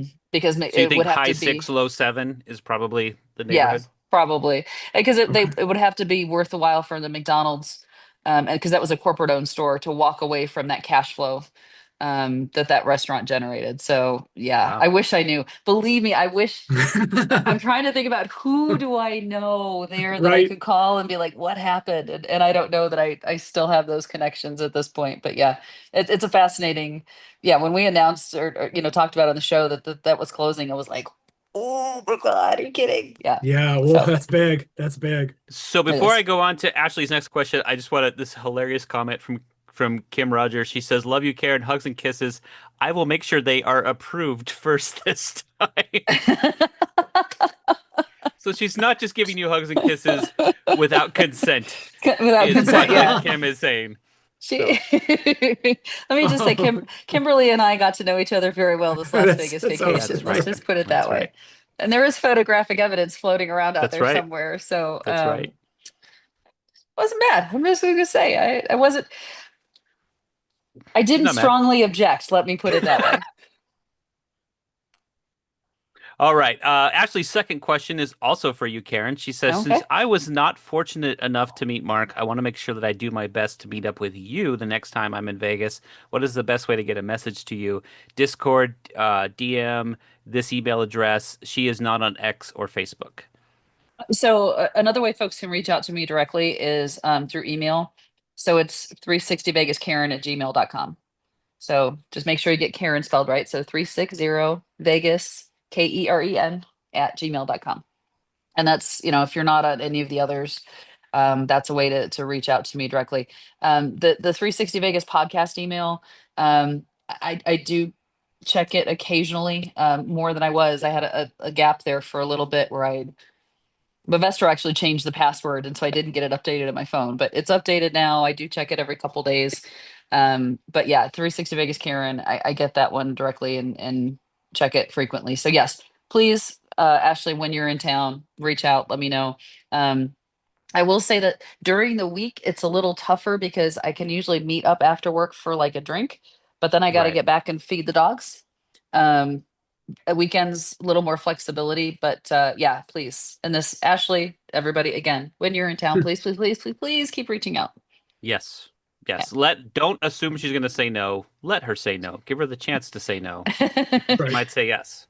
All right. I might. And then Ashley wraps us up by saying, "Thank you guys for putting this final podcast together. Love to all, Ashley K." Thank you, Ashley.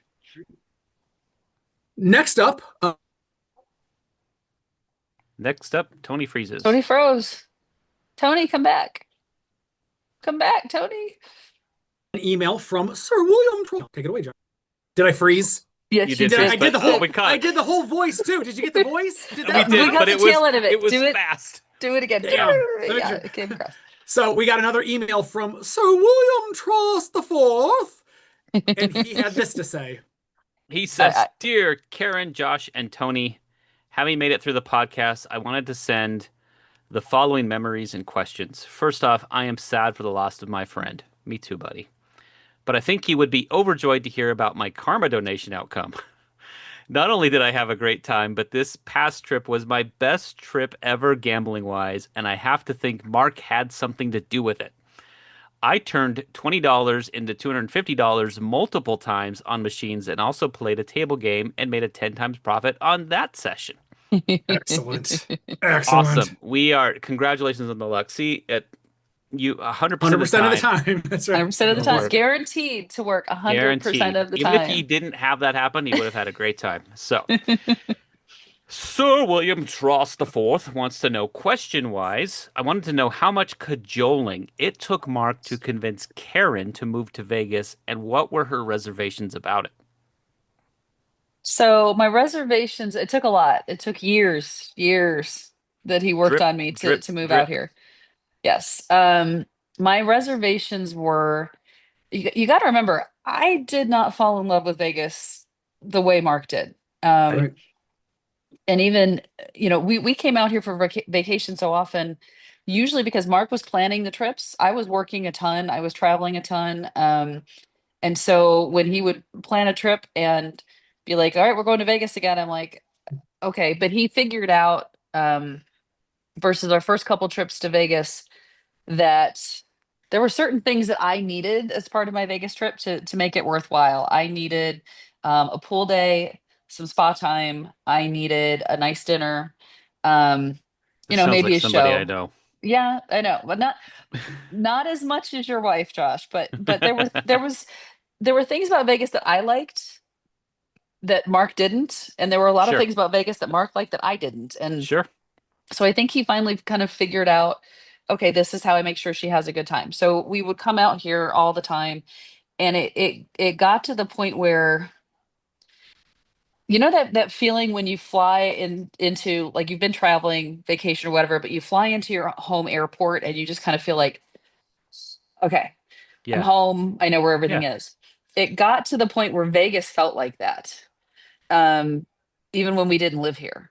But it was yeah. one of those things where I knew, yes, it was a vacation, but it was a vacation in a spot that I was so comfortable in that you just land at the airport and you're like, okay, we're here. Like, everything just sort of melted away. And then, Yeah. um, but my other reservation was like, well, at the time when I was working for McDonald's, they didn't have an office out here. And so I wasn't, I mean, that was my career path. So if I couldn't work for McDonald's, we weren't coming out here. Um, and then also got to know my dear bestest friend, Christina, who was out here raising kids, which to me was such a foreign concept. Like, how Yeah. do you raise kids in Vegas? And it was through getting to know her and other people that lived here that you started to see that Vegas wasn't just the strip and downtown. Because when we came out here, that's what we did, was the strip and Right. Sure. downtown. Sure. And so you got to see that there were, suburbs and other communities, and you didn't have to go. Now, granted, you could gamble anywhere you wanted because every gas station, grocery store, and whatever else has slot Right. machines in it, Right. which was very odd. I did Sure. learn very quickly that the slot machines in the grocery stores are to keep the husbands busy while the wives are shopping. Um, and I literally saw this happen. There was, sorry, funny story. There was an older couple, man and a woman, and they're walking down the aisle in front of me, and he's asking her questions and all this kind of stuff. And she literally hands him a $20 bill and says, "Why don't you just go play the machines?"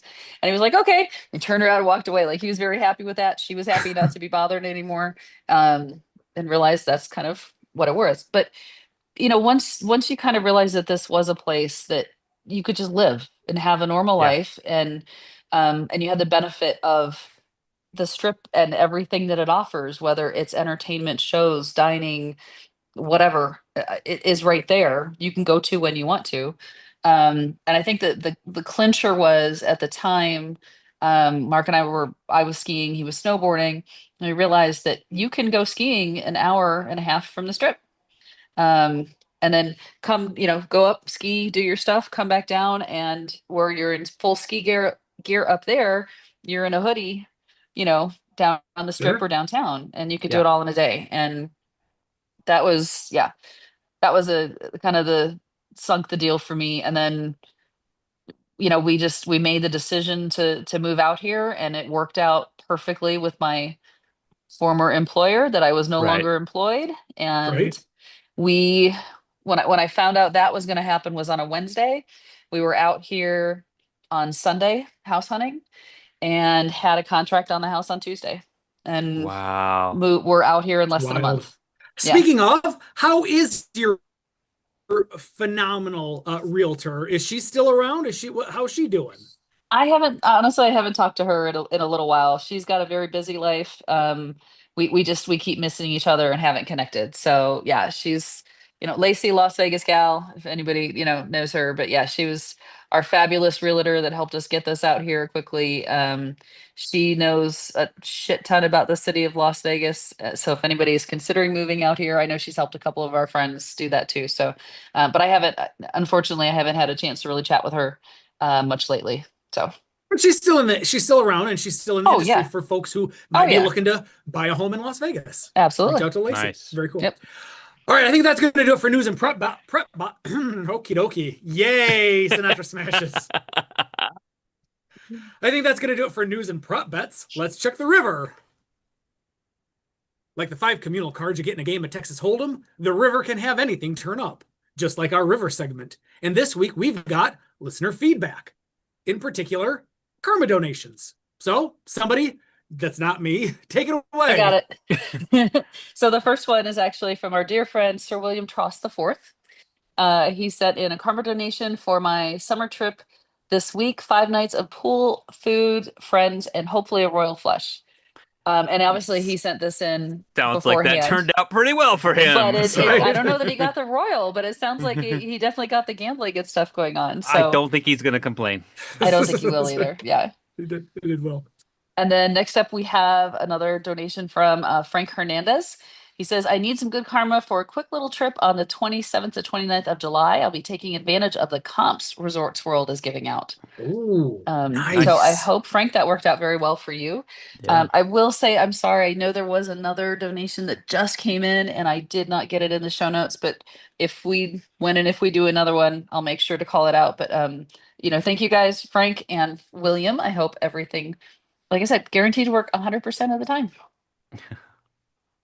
All right. Next up, we got a listener memory from. I'm going to jump in here. We got a listener memory from a friend of the podcast. He goes by @dumbshit2314 on Twitter. He sent me a DM that says, "Hi Tony, here is a memory of Mark. Most people know him for his love and vast knowledge of Vegas, but he and I used to talk on Twitter about our dogs. He loved his animals, and I will always remember those exchanges and his kindness." So I thought it was aptly appropriato that we would be showing the dogs on this week's or this time's live, because @dumbshit2314, he and Mark bonded. Oh, I assume it's a he. Forgive me if it's not. Bonded over their love of dogs, and being a dog owner myself, I'll tell you something. I was not a dog owner until I married my wife. And I jokingly say that I only married my wife because of the dog that she had. I loved the dog more than I loved my wife. But if I wanted this dog in my life, I had to marry the woman that, was the pet That owner. came with it. Exactly right. Exactly right. So, all right. So who wants to take on Ben Long's email that was sent in? So I think we're gonna. I'll put a pin in this. Sorry, and I want to say we've gotten a lot of emails, messages. We've got a couple of them on here. I think there's two that we want to read through. And I'm going to do the shortest one first, which is an email from Glenn Koronsky, I believe is how you say Okay. it. Mhm. And so Glenn sent in his condolences and writes, Dear friends, sorry, my name is Glenn Koronsky, and I'm one of those, quote, silent followers who has been a fan of the podcast since the beginning. I am 72 and I do not know how to tweet, Zoom, etc. So I'm sending an email. Please forward in such a manner that Karen can see this. I can see it. Thank you, Glenn. Karen, please accept my sincerest condolences on your loss. As a listener and enjoyer for years and years, I feel close to you and the whole podcast family, and I am feeling Mark's absence as he was a member of my own family. Thanks to you and the gang for years and years of listening and pleasure. As a retired person who has not been able to afford to gamble for many years, your weekly communications, quote, did the trick, and I will sorely miss you all. May you, Karen, find comfort via the warmth of many thousands of friends who grieve with you at this difficult time. May Mark's memory be for a blessing. Yours truly, Glenn. Glenn is also in Los Angeles, and says, P.S. recently bought the book via Amazon, a majestic read that underscores the work of a great talent. Mark will be sorely missed. So now I have to not say anything bad about Southern Californians because Glenn is very I know. sweet, and That's that's awesome. where he's from. Yeah. But I wanted to read this one because I think we talked about it the last podcast we did. We're all kind of on the socials, and we think that we're on socials and people are active and they know. And I think Glenn speaks to a group of folks who have found the podcast, however they have, not on the socials, but listen regularly. And I think we want always to make sure that because we could have just stayed on the socials and not done any of this the last episode or this episode, but I think it's important for us because we know there were a lot of different avenues and different ways that people find and listen to the show. And just want to say to Glenn and folks like him that are the silent ones that don't necessarily email in or whatever, thank you for this. We get that this is hard for a lot of ways, especially if you've been listening for Yeah. 10 plus years. I get it. Yeah. Right. And know that although we don't necessarily know you, we appreciate the fact that you feel like you know us, because you do, because what you've heard Yeah. is us over the years. And so we understand and appreciate the grief, the loss, all of that. And we're here for you too. So however you want to reach out, again, the 360 Vegas Yeah. podcast at gmail.com is there. I already gave you mine, 360 Vegas Karen at gmail.com. But thank you, Glenn. Very sweet message. We really do appreciate That it. was. And frankly, Glenn, don't be surprised. I'm going to send you an email as well, just offline later this week, and you are welcome to come. I'll probably wind up in your spam, and you should delete me. But I'd like to reach out to you and just say hello to you as well. So, in the chat, somebody has another Q&A, and this one is directed to you, Josh. They would like to know: is Josh's mustache waxed? So it's technically not waxed. It is hair pomade. It's hair shit, I can't remember the substance. It's the shit I put in my hair on it goes on my mustache. So this is something Tony and I talked about going to the Speakeasy Barbershop at El Cortez. And I talked to them about how sometimes I do like to curl my mustache, but the wax doesn't hold. And in the desert heat, whether it's where I live or in Vegas, it melts and it's not a happy mustache. And he It said, droops just down. use your hair pomade. And I was like, this is so stupid easy. Why didn't I think of this? And that is one more reason why I suggest that if you are a dude who wants to style yourself up a little bit, that you go check that place out that Tony and I so strongly endorsed on the Vegas Vacation 15 episode. Go check it out because they gave me such great tips. And so it's actually just hair product that is in my mustache. So it is, but it isn't. It's yeah. Well, and I do want to say I noticed this in the chat, and it threw me for a loop for a second. But Josh is actually in the chat, and it shows up as 360 Vegas. Yes. That's a little creepy. Yeah, That's sorry. It threw me. Well, no, and this has happened. Yeah. So before we've done Zooms, the three of us, right? And I would call because Yeah. Mark had a paid Zoom account, which means Yes. we didn't have a time limit. And so the first time that we did a Zoom, I sent an invite out to the guys, and they're like, "Holy shit, this came from Mark." I got a text from Mark, and it was Yeah. weird. Yeah. Yeah. That's right. Yeah. And it's stuff like that You because get that. No, there's that's certain great. things that it's easier for me to access when I log in as him. Same thing here with For sure. with Josh. We got it set up at it. Yeah. but it threw me for a loop when I saw it. So I want to make sure everybody knows it's okay. It's it's not the just me. ghost. Yeah, I should it's type not the ghost That's of right. Mark I doing don't that. know, Margot. That'd be amazing. I've actually thought about changing like my name in my phone and starting to text people to see if it'll show up in their in their tweets of like Marcus texting you. Hey, this is really cool. I do want to read this one out from Scott at Vital Vegas. He says my favorite memory is when the 360 Vegas logo was on the canopy at Fremont Street Experience, mainly because it. Well, he said first, mainly it's about me. Hang on, Right. that's not what I meant to It read. is. He No, but said it is about Scott. He knows. he Yeah. no, but he put in here. He Yeah. said, but what made it great was it meant that he had a Mark had a legacy. Yeah. Here we go. Here it is. He says, I don't think Mark really believed or understood that what he was doing was important until he saw the logo up there. Then it was real, and his legacy is real. And I think that if there's anything to take away, I mean, holy shit, Mark, your legacy is the reason we want to respect the legacy. And we'll talk Yeah. about that in one of the upcoming.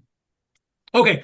Okay. Do we want to bounce One more. back to you want to do a Yeah. different? Okay, go ahead. Yeah. No, Go we've ahead. got You take the next one. one more message that I want to read, and this goes back to Tristan's question Mhm. about the future of the podcast. So, this was so well written, and it gave me pause. So that's part of the reason why I wanted to read it. So this is titled "Thoughts of the Future," and this is from Tony Armstrong Jr., who is a good friend of the show on a lot of the socials, Yeah. Yes, she is. and she's been Yes, she is. amazing.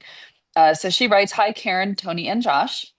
As Karen said on the worst episode ever, no life decisions should be made during a period of intense shock, disbelief, and grief. With that in mind, I ask the three of you rethink your idea of stopping the 360 Vegas podcast. Quote, there is no 360 Vegas podcast without 360 Vegas is easy to think right now, but I'd like to propose another approach. Mark would love it if you'd ultimately find a way to continue his work and not just archive it." All right, hold on. I was doing good. You're doing great.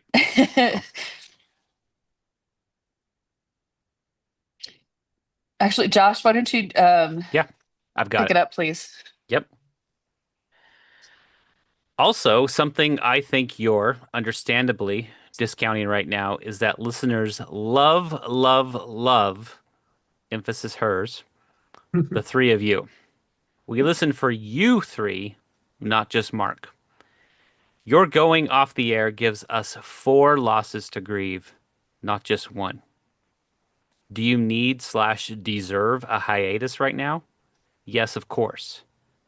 Can the podcast go on as it was without Mark? Of course not. But that said, how about if you move the podcast to be a monthly rather than a weekly broadcast? Part of each show can be the Mark segment, if you like, a story about him, a clip from the archives, even 3 minutes on gambling advice, for example, what it means to color up. Another part can be a wrap up of major Vegas news from the preceding month and maybe a couple of announcements about big things coming. Certainly not researched and scripted like Mark did, but valuable to the listeners all the same. Listeners can help you by sending in trivia lists and whatever else you require, including news. Listeners will help. Karen, you can do foodie reports. Tony and Josh, you can cut up like you always do. There are trip reports and so on. I love that she says I can do the food reports, like I can do work and you guys can just cut up. I do love that she Exactly. says that. I mean, Um, she gets me. She gets me. Right, You know what, all Tony? right. Join Ashley and me. We'll all be spirit animals together. all right, Josh, I think I can jump back in now. All right. Okay. Not to put too fine a point on it, but we love you. We love the podcast. For countless people, it's a highlight of the week, and it's because we love you. The idea of the podcast becoming a weekly burden isn't anything we want for you. The idea of never hearing your particular or unique brand of humor and your voices isn't anything we want for ourselves. The three of you matter so much to us. Please think about the monthly idea. And when you come back down to earth, please make a list of how we listeners can help you. Okay.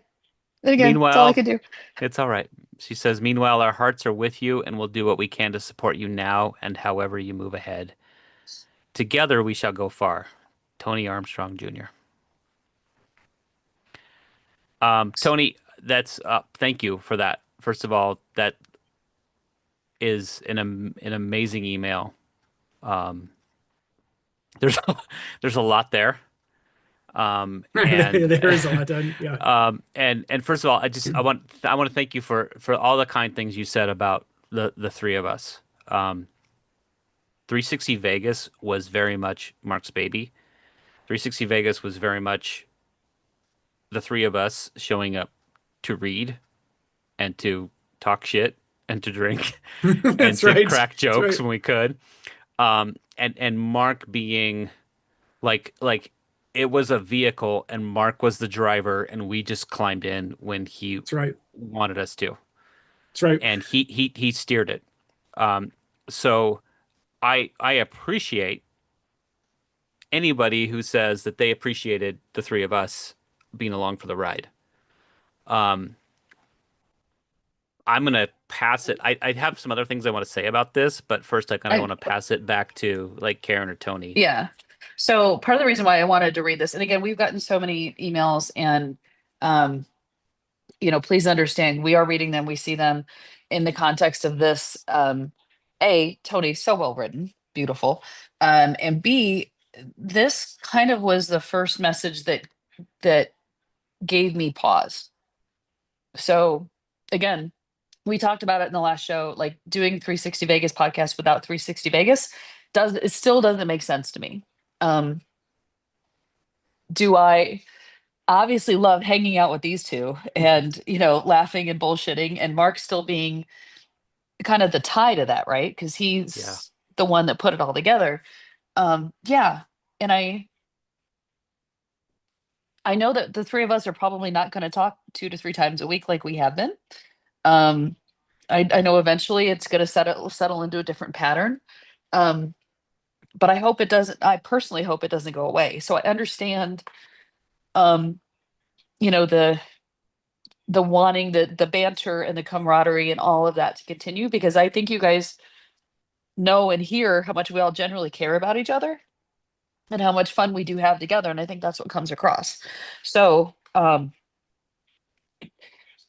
as of right now, the podcast isn't going to continue. um does Tony's message kind of make me stop and think? Yeah, it does. But it's going to be a minute.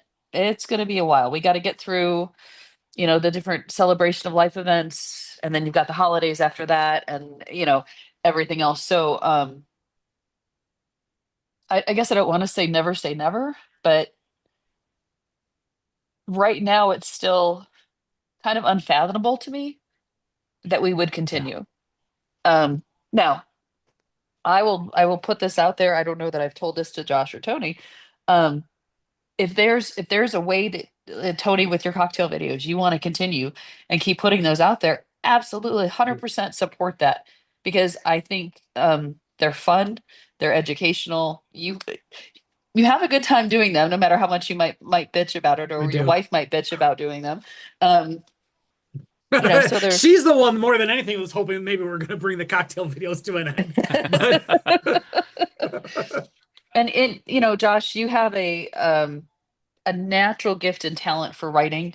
Your show reviews are fantastic. The way that you put stuff together. So if there was an avenue that you wanted to branch out and do this, I 100% support that. There's nothing about um, the audience, the outlet, the people that we've built that I'm ever going to tell you guys no. If there's something that you want to do, absolutely. Um, can I see it for me? I don't know. But Tony's message gave me pause. It goes back to Tristan's question earlier. Yeah. Um, and I don't know if you guys have anything else you want to add on that, because Tony, I know we've talked about, does the podcast continue and what does it look like? So I don't know if you guys have anything you want to add on that. All right. So I've thought about this a ton over the last several weeks. Um, I don't think I'm done, Okay. but, But and it's a big, big Sir Mix-a-Lot sized butt. Josh likes big butts, and he will not lie. I cannot lie. So I've said this to other people. I mean, kind of like what I said earlier. I do not have Mark's like focus and passion and Yeah. drive. Like I No, love Las Vegas, nobody does. Nobody and it's does. probably next to my wife my biggest passion. But it is in the shadows of like Mark's love of Las Vegas. And I've got other responsibilities too that Mark didn't have. Like I'm a father of three, and apparently you're supposed to like be involved and take care of your kids and stuff. So I've got that going on too, and I You have and I paternal know obligations. I know, haha, paternal obligations. I know also that if I think I said this to Karen a couple days ago, like if I try to take on too many projects, they're Yeah. all going to get about 75% of the way done, and nothing's going to get 100% of the way done. And so I owe it to Mark to get the second book out. Yeah. Yep. And to do anything else regarding like making sure that Karen is taken care of and that a nice bow is put on the podcast and everything before I take on another project. And we are all still mourning. I am still mourning, and I'm going to be mourning for a while, and I don't Yeah. want to just be like, okay, well, on to the next. So I am not done, but I am not ready to pick up and run. Yeah. So, will there be something else from Josh in the future? I will say to you all right now, if I were to make a bet, I would bet yes. But I don't know what that looks like, and I don't know when. Would I like these other two people involved? 100%. Am I saying that to try to get them involved? Maybe a little bit. 100%. But But Josh, if you but I call it, also there's no way I'm love gonna say no. I love and respect them enough and to know that also one, they're not there now, and two, they may not ever be there. Tony, I'm gonna relay a conversation that you and I kind of had during Vegas Vacation 15. Okay. Um, Tony was Yeah. talking about stepping away already from the podcast. As the guy who did a shitload of research in the last few weeks, I can tell you that Tony's been on the show 10 years. 10 years, you guys. Yeah. And so for a person to be on a podcast, any podcast, 10 years, um, that's a lot. And so I understand why he was like ready to step away. And so if Tony was like, I was already talking about stepping away, I don't necessarily want to jump into the next thing that Josh is going to do or the next Vegas related thing or whatever. I freaking get it.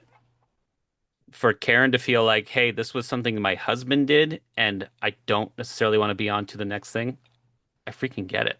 So, as much as I adore these two people, and as much as I would love whatever the next thing looks like to be with these two people, I get why either one of them might say, thank you, but no thank you. So, I don't know. Again, I don't have a timeline. I don't know what it looks like. Will there be something else from Josh in the future? Probably. Yeah. But I gotta finish my friend's book. We need time. Right. So, Yeah. We do. yeah. So You know, fine. And then since everyone else is going on a little hot diatribe for a second here, let me jump yeah, in your as turn. well and say that so here's a story that very few people know, and I can't believe this is some Sinatra smash that is allowing me to divulge this publicly. I joined the podcast circa 20. Well, so I started doing the podcast in 2015. Hold on, I can to tell my you. recollection. I appreciate that. He's got the exact episode. And I had been fired from a job that I was at. And being fired from a job at 32-ish years old was a colossal like gut punch Yeah. career choice. Am I doing where I should be? Is this what I want to do with my life? Sort of opportunity to reconsider my life choices. Sure. And so Mark didn't know that. Mark had no clue. Mark just knew that I was, interested in coming on and being a fun little co-host and just doing some stuff. And he offered me this job or this opportunity to come on and be the permanent third co-host of the podcast in late 2015, early 2016. And it was exactly what I needed at that time in my life. And I'm so thankful that I shared that with him. Well, and Karen too. Karen knows the story. Karen's quite Yeah. familiar with the story, but I'm so glad that I shared that story with Mark while he was still with us to get to hear that, because he kind of put me on just a different trajectory in life. Like he gave me an opportunity to just kind of sit back and go, okay, well, life doesn't always have a necessarily logical progression upwards, right? Like it's like much like the stock market. Yes, it always goes upward, but there's going to be a lot of ups and Yeah. downs as it's continuing to go upward. And I happen to have been in a down part of my career at that time when Mark came into it and said, I think you should be the third co-host. I think you just fit in well. You're a good piece of the puzzle. After just being told by a different, human being in my life, you're not the puzzle that we think fits with our puzzle, right? You're not the Yeah, So puzzle you're that saying fits in with our puzzle. Mark took advantage of you when you were vulnerable, is what you're saying. As most men have, So, Okay. uh, and so there you go. So anyway, long story short, I think that, and I loved that somebody in our chat here said, I'm so glad that I got the opportunity to say to Mark what I wanted to say to him, because you never know when you're not going to. Listeners, hand of God, my wife knows this, Karen knows this, Josh knows this, and a few folks like say Phil or Chris Moore or Joey Gibson, like these folks have heard this from me directly. I'm going to share it to you listeners as well. There are times where, as Josh makes mention, there are firsts. There will be that first experience where you have to deal with X or Y or Z. One of the things that I am so pissed at Mark about and me about is I just thought there would be more time. I have so many fun video ideas that I want to do. I have so many 360 Vegas legal lounges that I want to do. And I just assumed that I would always have the time to be able to do those videos or those cocktail videos or those legal lounges.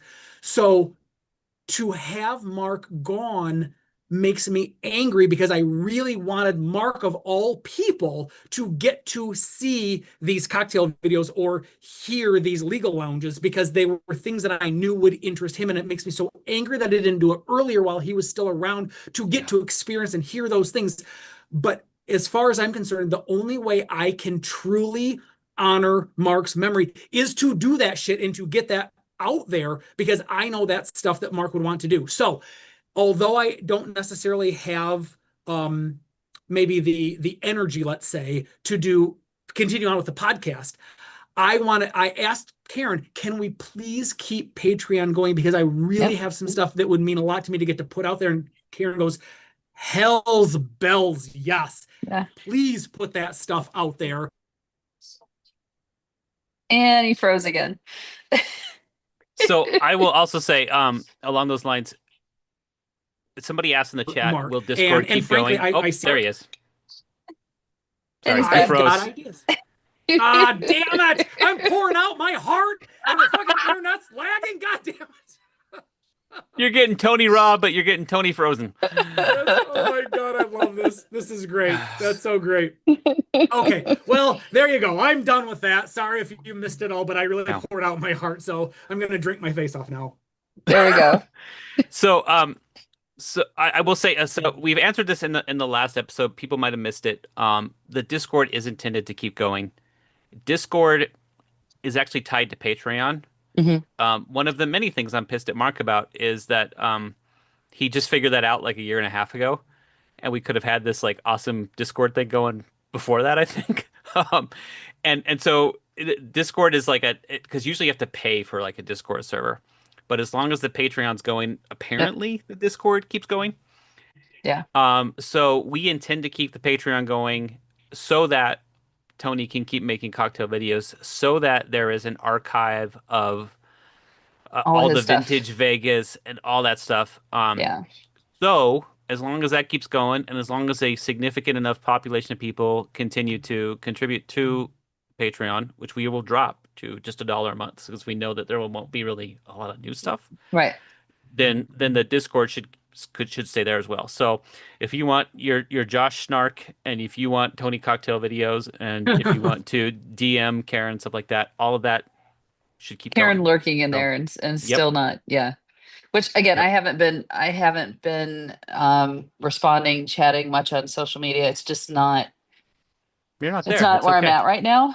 But I Yeah. do love, and I have to again give a shout out to these two because they are like my two big brothers that are looking out for me, checking in on me, taking Yeah. care of stuff for me.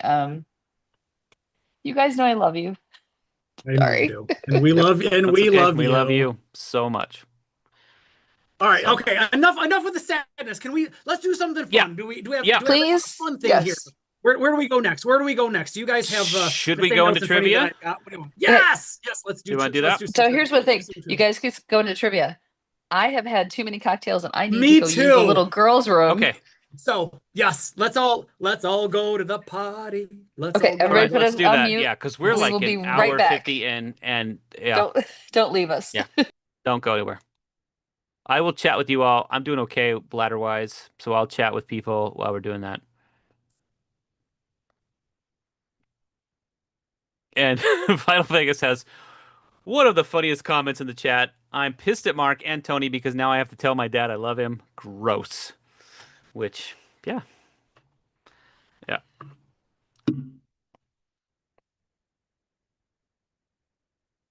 And Shane mentions that had so many texts and conversations on Discord while he was setting it up. I'm so glad, happy it's around. I am too. Like most of the most of the social media interaction with Mark before that was on Twitter, and I did not like politically the way Twitter was going. I'll just say that. But two, I also didn't like that anything I put out there was out there for everyone. And I like how Discord behaves very much like a message board on crack, like old school internet bulletin boards, right? Where you have to be in that space looking for that thing. And I liked how it was kind of always there. Um, that's Words are hard right now. This episode brought to you by Depends. Thank you, Todd. I am not wearing Depends. I'm just letting it go into my office chair right now.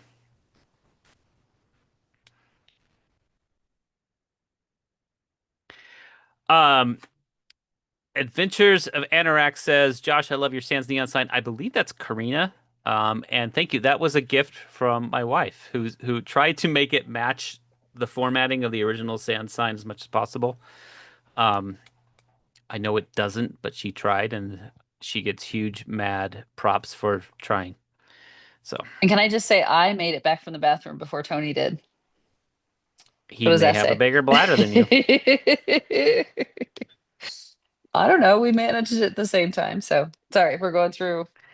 Adventures of Anorak is Oh, Karina. yep, it Yay! I'm is. so glad. That's what I thought. Okay. Oh, I see. Anorak is Karina backwards. See, it just takes me a minute There you because go. I'm 3 drinks in.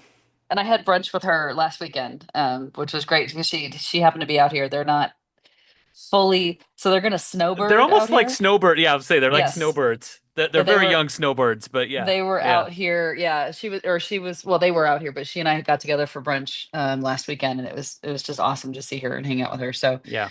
um, again, I If you cannot. guys have not met Karina and her husband Tony, Yeah, they were at Vegas Vacation 15, and they're a lot of fun. And they are they're like half year locals. So just starting to. Yep. yeah, yeah. All right, so I think the three of us are back. Actually, we do have a couple more things on Okay. the listener feedback to go through, and then we can Okay. move into some trivia. Is that cool? So I have Absolutely. let's see. I have a memory from Ben Long to share. Actually, what I'm going to do first is I'm going to do Money and Mayhem via YouTube. I So just happened to log in. with the other Yes. memories, because again, we're Yes. already like 2 hours in. Let's hold the rest of those. Okay. I appreciate it, and I know Ben will forgive me because love him dearly, and they will be out here in October. Oh, that's But right. but I think they're getting in on the Sunday the 19th, and I think it's late, so they might miss some stuff. But let's just hold off on the rest of Okay. that. Yeah. But because again, we're 2 hours in, Pushing 2 hours. Yeah. Okay. All right. Right. All right. So I have some 360 trivia that I put together. Some of this was a learning experience for me too. So we all learned something along the way. Tony or Uh, Josh is putting all the work into this. So when he was I telling us mean, if how he found this, I'm like, holy shit, dude. if the podcast were to continue, we know who the new Mark would be. Mm. Well, the rest We of know us just the show up. person that's doing the work while the how other do I two look yahoos just show up. without any hair? Do I look okay? Like I Telly think you can pull it Savalas. off. All right. So what I'd like to do is have the two of you, when I ask some of these questions, because the two of you may know, will probably know a Okay, lot of this stuff. And so I'd like to leave it a little gap in the answers for the chat Okay, and just sure. see how the chat does. Okay. fair All right. enough. All right. So question one. When Brian and Mark first started discussing the podcast, what was the original subject of the podcast going to be about? I know this answer. Do you? I I know do. Karen knows, but It looks like she's Well, thinking on it, I actually. am thinking because so specifically the Go Vegas for the obvious answer. podcast or just the the podcast. okay. Yeah. Well, then that's a little bit of a different answer. Yeah. So Julie answers Good job, correctly in Julie. chat. Yeah. Oh, Several shit. people. Oh, bam. Oh my gosh! Holy cow, that's That blew amazing. up. Good job, everyone. So, Disney. Julie, Todd, Bogan, Phil, Shane, Mavestro all said Disney, and and Roy says Slot Machine Winnings, which was a segment on the original podcast. it was. Yeah. So yeah, it was originally supposed to be it was originally going to be a Disney themed podcast. Right. It was. Okay, so I told you guys before that I'd gone through and kind of tallied up who had hosted what episodes. I did again. I did not get through all the episodes because I'm not a complete and total psychopath. But Yeah. based on going through most of them, who has co-hosted? So again, we're not talking about Mark because Mark has been on every single episode except this one and the previous one. Mhm.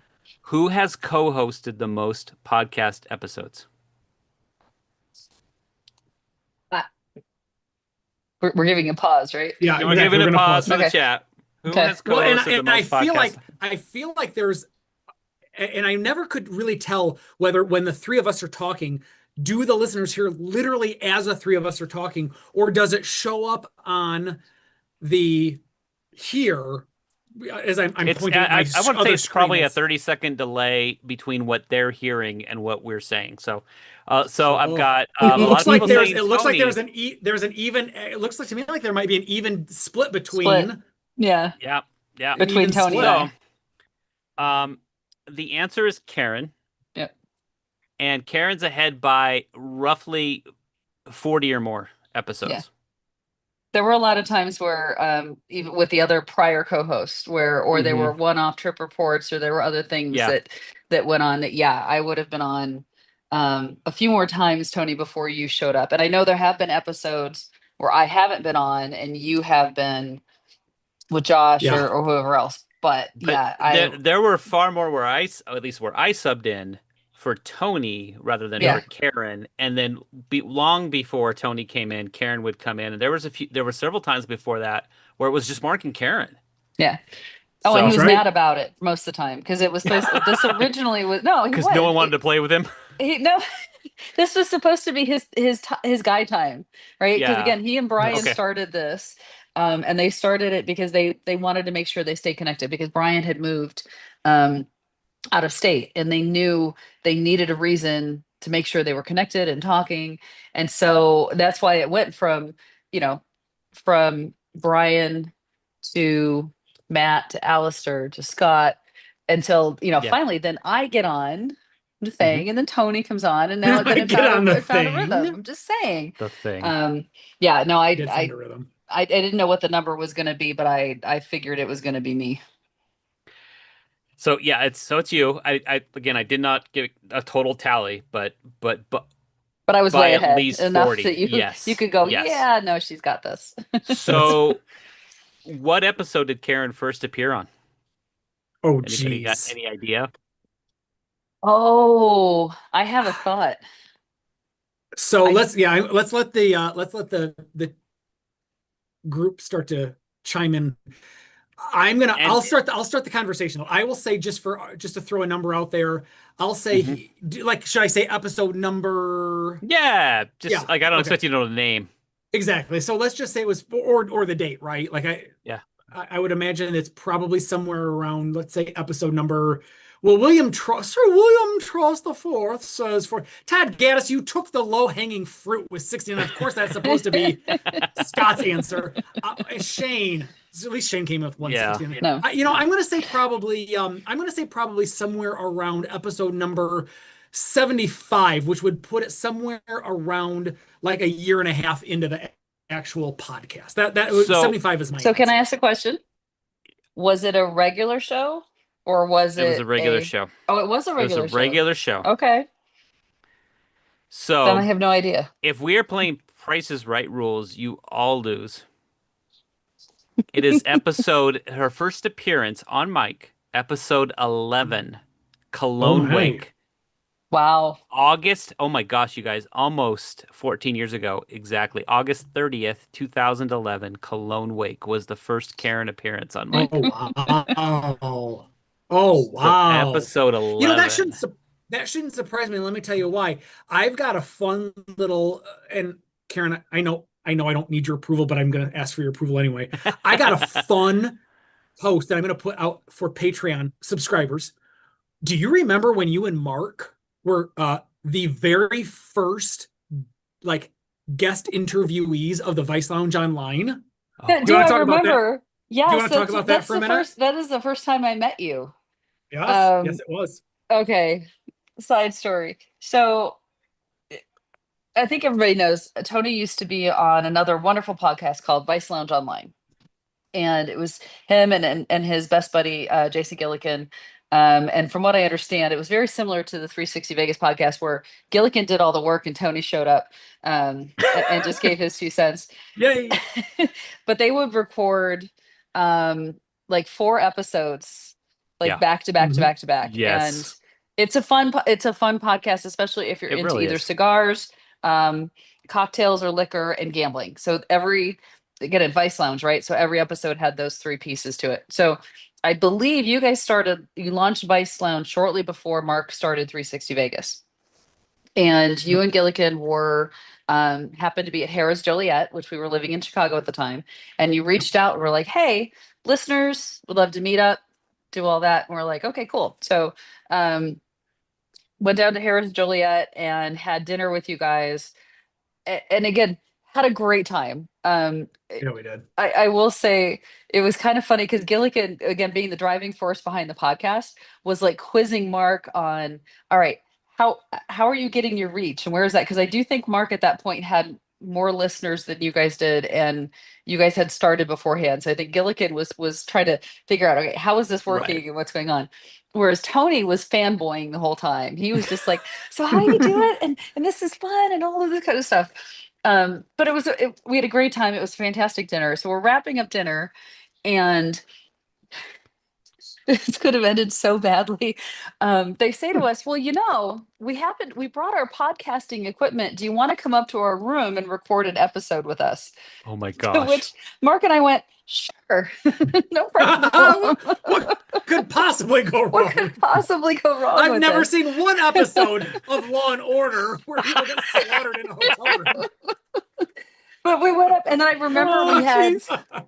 remember we had issues with cocktails because we had already Yes. been drinking, so you needed cocktails, but they would only give us like one per person or something. So we did like 2 trips down to make sure we had enough alcohol in the room to record.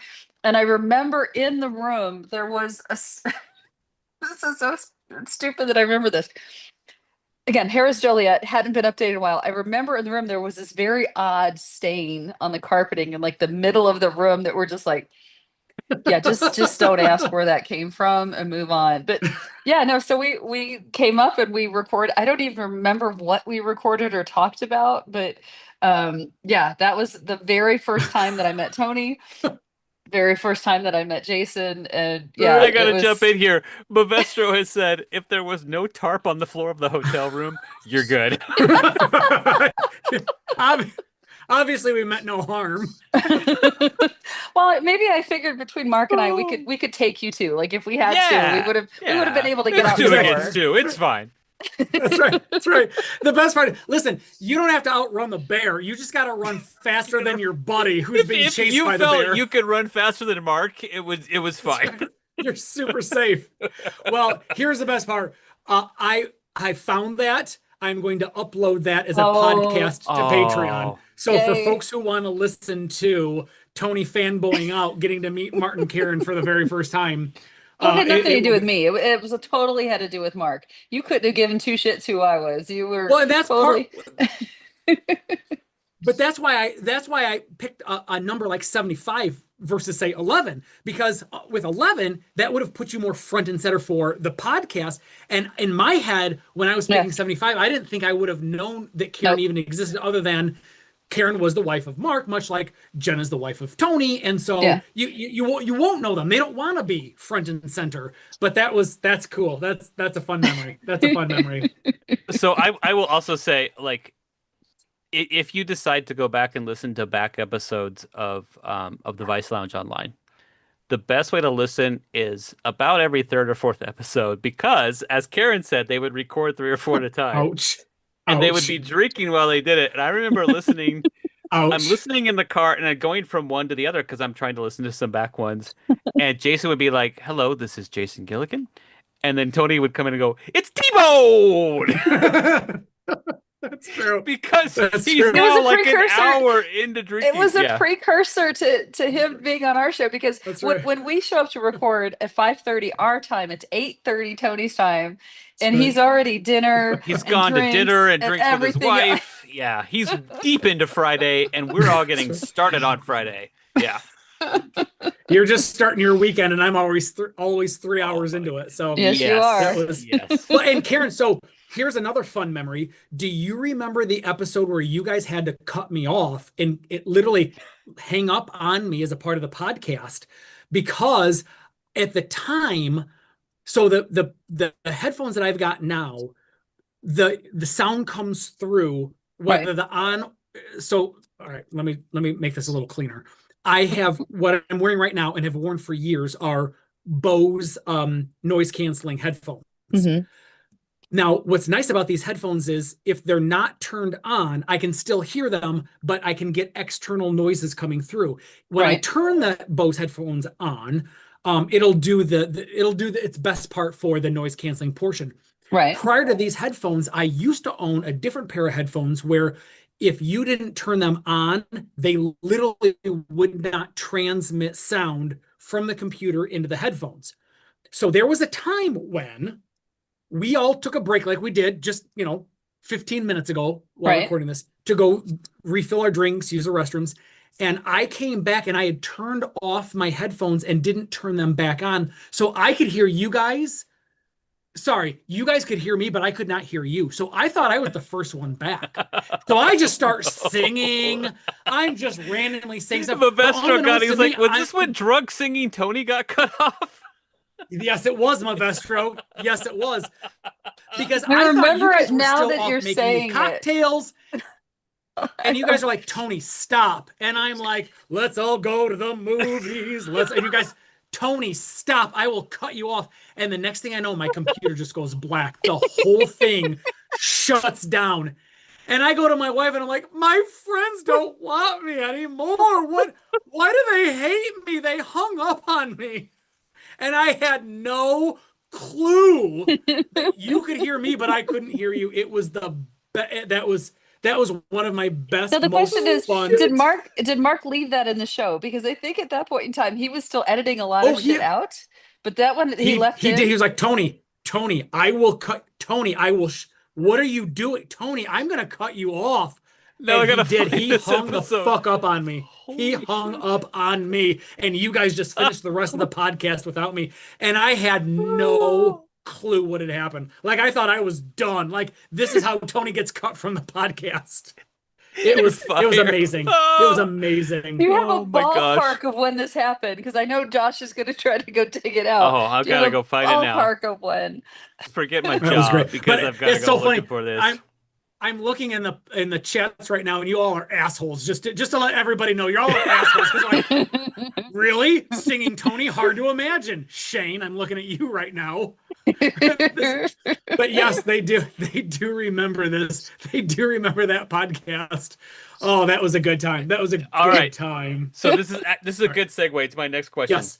Okay. What episode did Tony first co-host? And does anybody like I will take like ballpark like between this one and this one even just for I'm gonna so. sidestep this one And because I know the Mavestro, answer. I think you My know wife- which one it is. So Mavestro, you're not allowed to answer on the chat. Well, I think Mavestro was looking for what episode was it that Tony got cut off. Yes, but I think he knows which one Tony which one? co-hosted first. I got to think about this. So That's the first one. That's the only one your wife's listened to so far, right, Tony? It Is that really one? it is, and she'll be the first to admit. She goes, "I don't listen to podcasts. I don't give a shit about podcasts, but I have listened to the Memphis episode over and over and over." Oh, that was the first one? Was Yeah, was it if- two drunk that's twits what- and a that's what I microphone? think. That's Oh, what I you think. just Yes, Yeah. well But done. I didn't say well the done, Karen. number. That is the one. I that's don't true. know You that didn't. I You don't didn't. know the number, but I remember that title. Oh my God, that was. And can I? Okay, well, we're waiting for people to chime in. And no one's even like given like the right range here. So your wife is a brave woman. So you That's true. met obviously Mark and I met you before. You guys were out for Vegas Vacation 1. You brought your wife out for Vegas Vacation 2 and I wasn't there. And Mark right. comes home from that and he was like, "Oh my God, Tony's wife is amazing. She's just like me. She's awesome. I've invited them to come down and stay with us." And I'm like, "You did what?" You've done what now? This is exactly my wife's reaction. Like, you invited who to do what with our Right. house? No. Well, and I'm just like, I haven't met her. I don't, and if this is where I'm saying your wife is brave because you guys did come stay at our house. Now, granted, I think we met you down in Tunica. Mark picked you guys up. You guys stayed the first night, I think, in Tunica We did. Yes. before you came Yes. up. So I got a chance to meet you guys Yes. in Tunica first. Yes. I never would have agreed to go on a vacation and stay at somebody's house that I'd never met before. Like, especially specifically a woman. I get that she's met Mark. So if I would have met, I would have met you and I would have met, but obviously Mark, you knew him. But if I would have met you and you'd be like, "Come stay at our house," I would have been like, "Yeah, no, not Right. not Right. until I get a chance to meet the missus," because that's just not how things roll. And she, not surprisingly, came down, loved her immediately. You two are upstairs, drunk tweeting, and she and I are just sitting down on the couch chatting and talking and watching TV and having That's the right. best time. Like, I absolutely clicked with her immediately. I love her so much, but she is a brave woman because I would not have gone to stay at another woman's house that I had never met. Yeah, that Sure. would not Right. have happened. Would not have Right. happened. I think part of what made it easier for my wife to do this was, and I'll say her name. This is the last podcast, Jen. Jen would not have been inclined to have done that. Let me put it this way. I think women trust women more than they trust men for good reason. For good reason, right? Mhm. So we suck. because she liked Mark as much as she did, she has just assumed that his wife would be a lot of fun. Anybody that can put up with Mark has got to be a lot of fun. Anybody that can put up with Tony has got to be a lot of fun. Which is why Well, I'm yeah, excited to that I meet agree. Dana. Anybody that, excuse me, Yeah. Josh's wife. Anybody that can put up with Josh has got to be a lot of fun. And so, it came to that same point where she goes, "Yeah, let's just try this." We flew in. Mark picked us up. Jen had never met. Oh, there's another doggy. Hello, doggy. Where's she going? Come back here. Okay, what's up? What's going on? You gonna sit? I can't even imagine how many people are like, "I am so done." Oh, Julie is Julie. telling us that is 176's Yep. Too That is Drunk correct. Twits That is episode. correct. Yes. Zach, you're right. Jen is very brave for being married to me. You have But no idea. in fairness, my wife has known me since I was probably 17 and she was probably 13ish. We 10. did community ish. And she's super young. She's not that young. She wishes Okay, she were Tony, that young. we got to talk about that because I met my wife when I was 14 and she was 18. So that's fun. Oh, you're married to an older woman. Oh yeah, but she looks younger. Wow. She looks younger. She'll get carded and Well, I of won't. course she does. So Of I course she did that does. right. Yeah. No, Yeah. this was good. It was we did community college together and Community, no, community theater it's together. community theater. We did community That's theater. That community makes more college. sense based on the ages you provided. Yeah. She was very smart. I was very dumb. Ergo, community college.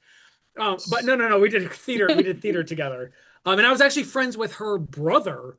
So this is another Mhm. reason I'm so pissed that Mark is dead. He has begged Jen and I to come on and do an origin story. All he wanted to Oh know yeah. was Yeah. how did Jen and I meet and how did Okay. we get introduced to Yeah. Vegas? Like he just Yeah. wanted to do that. And I think that would be a show that we still could probably record and put out for Patreon. Hi, Love Bug. I'm talking about us, and I've not muted it. So, do you want to Thank pop you. in and That's say you. and No, give thank away? you. She's like, no, I'm not doing a cameo She's like, I don't care if it's the last episode. No. Yes, Lois. Um, Well, of course it was musical theater. We did music Don't- band together. I was Harold Hill. I'm a I big say, fucking don't diva. make me play the Grieving Oh, Widow there's- card again, Jen. There's if I want to trouble see in you. here in River City. That's right. So I will say that before somebody said the Drunk Twits one, so before Julie was able to look it up, Low and Slow wins by Price is Right rules with 169. It was episode 176, which is two drunk twits and a microphone. And I have to tell you, if you are a relatively new viewer, because I've only listened to about half of the show's episodes, as a regular viewer, I came on about halfway through the show's run. Go back and listen to Tony do the intro on 176 because you hear Tony now. You're listening to episode 538, and then you hear Tony on 176. You're listening. Like he was deep in the sauce already, and it sounds like a little bit of nerves. So it's just a funny dichotomy.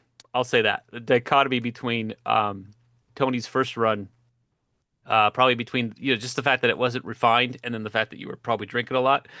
So yeah, Oh, two drunk twits and drinking a a lot. microphone. Don't And even get again- me started on the drinking a lot because I cannot tell you how many times that evening when Jen and I are downstairs chatting, doing our own little thing, Yes. all of a sudden we'd Yes. hear a wife, I need another cocktail.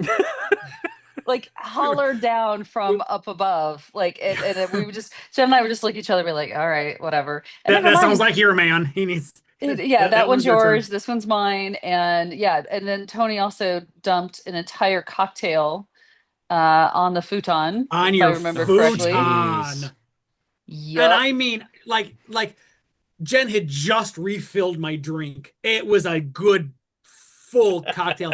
And the whole thing. And I'm like, guys, I will buy you a brand new futon. I will replace this. Let me throw money at this problem.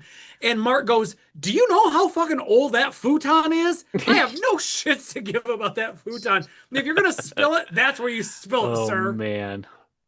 I my might not have been God. as forgiving about that as Mark was, but whatever. We just For let it go. yeah. Thank goodness. All right, next question, Josh. We're ready. Next question. So let's just stick with Tony theme here. How many legal lounge segments did Tony create? Anybody got an idea of how many Tony topics legal are my favorite. lounge Of segments? course they are. And I'll take a range, a relatively small range. Yeah, there you go. On There the you chat. go. Let's do that. Can we do while we're waiting for that, and this reminded me, can we talk a little bit about the urn and the folks that have Oh, ordered the God. Oh urn my gosh, slash that's cookie jar? awesome.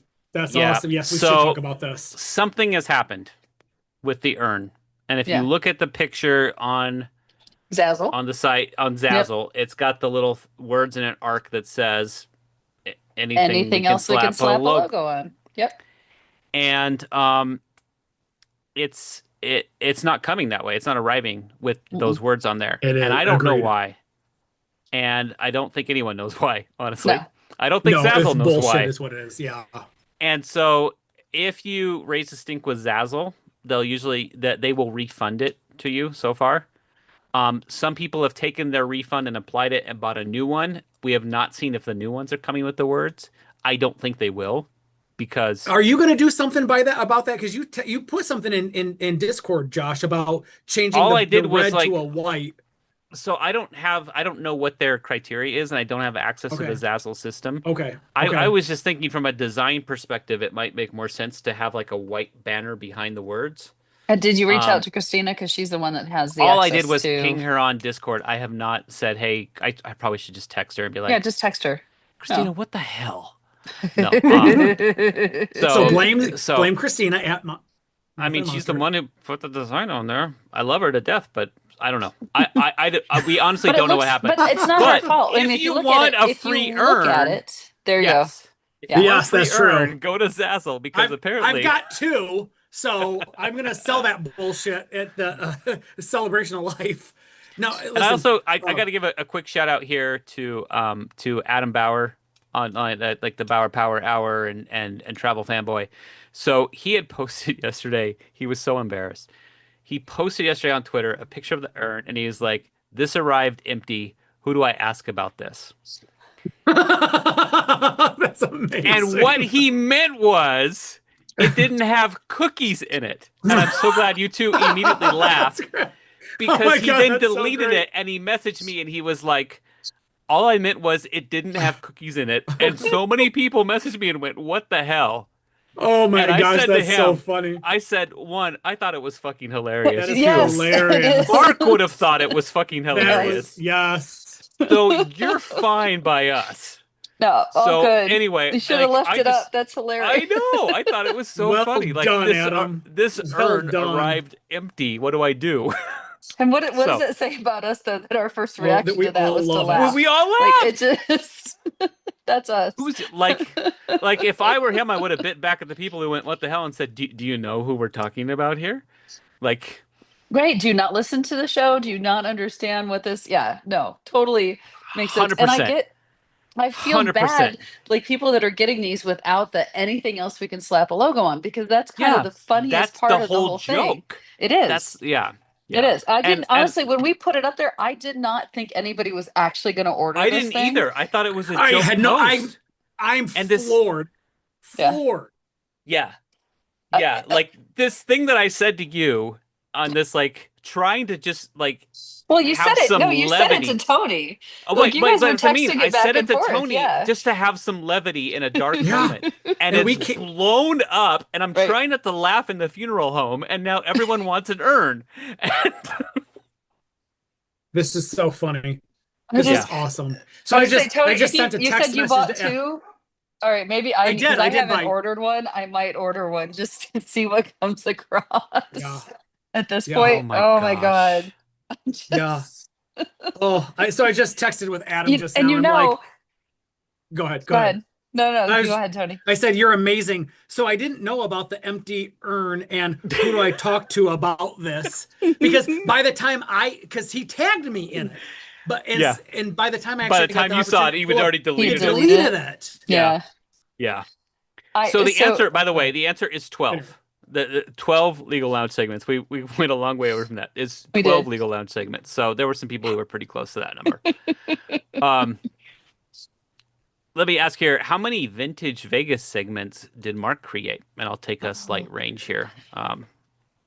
Vintage Vegas. I should know this, that I'm terrible. I don't. I'm a bad wife. I don't know. I just know he put a shitload of them out there. And those were his pride and joy. So, Absolutely. Absolutely. I mean, that's what led to 2 books. oh, come on, Vital.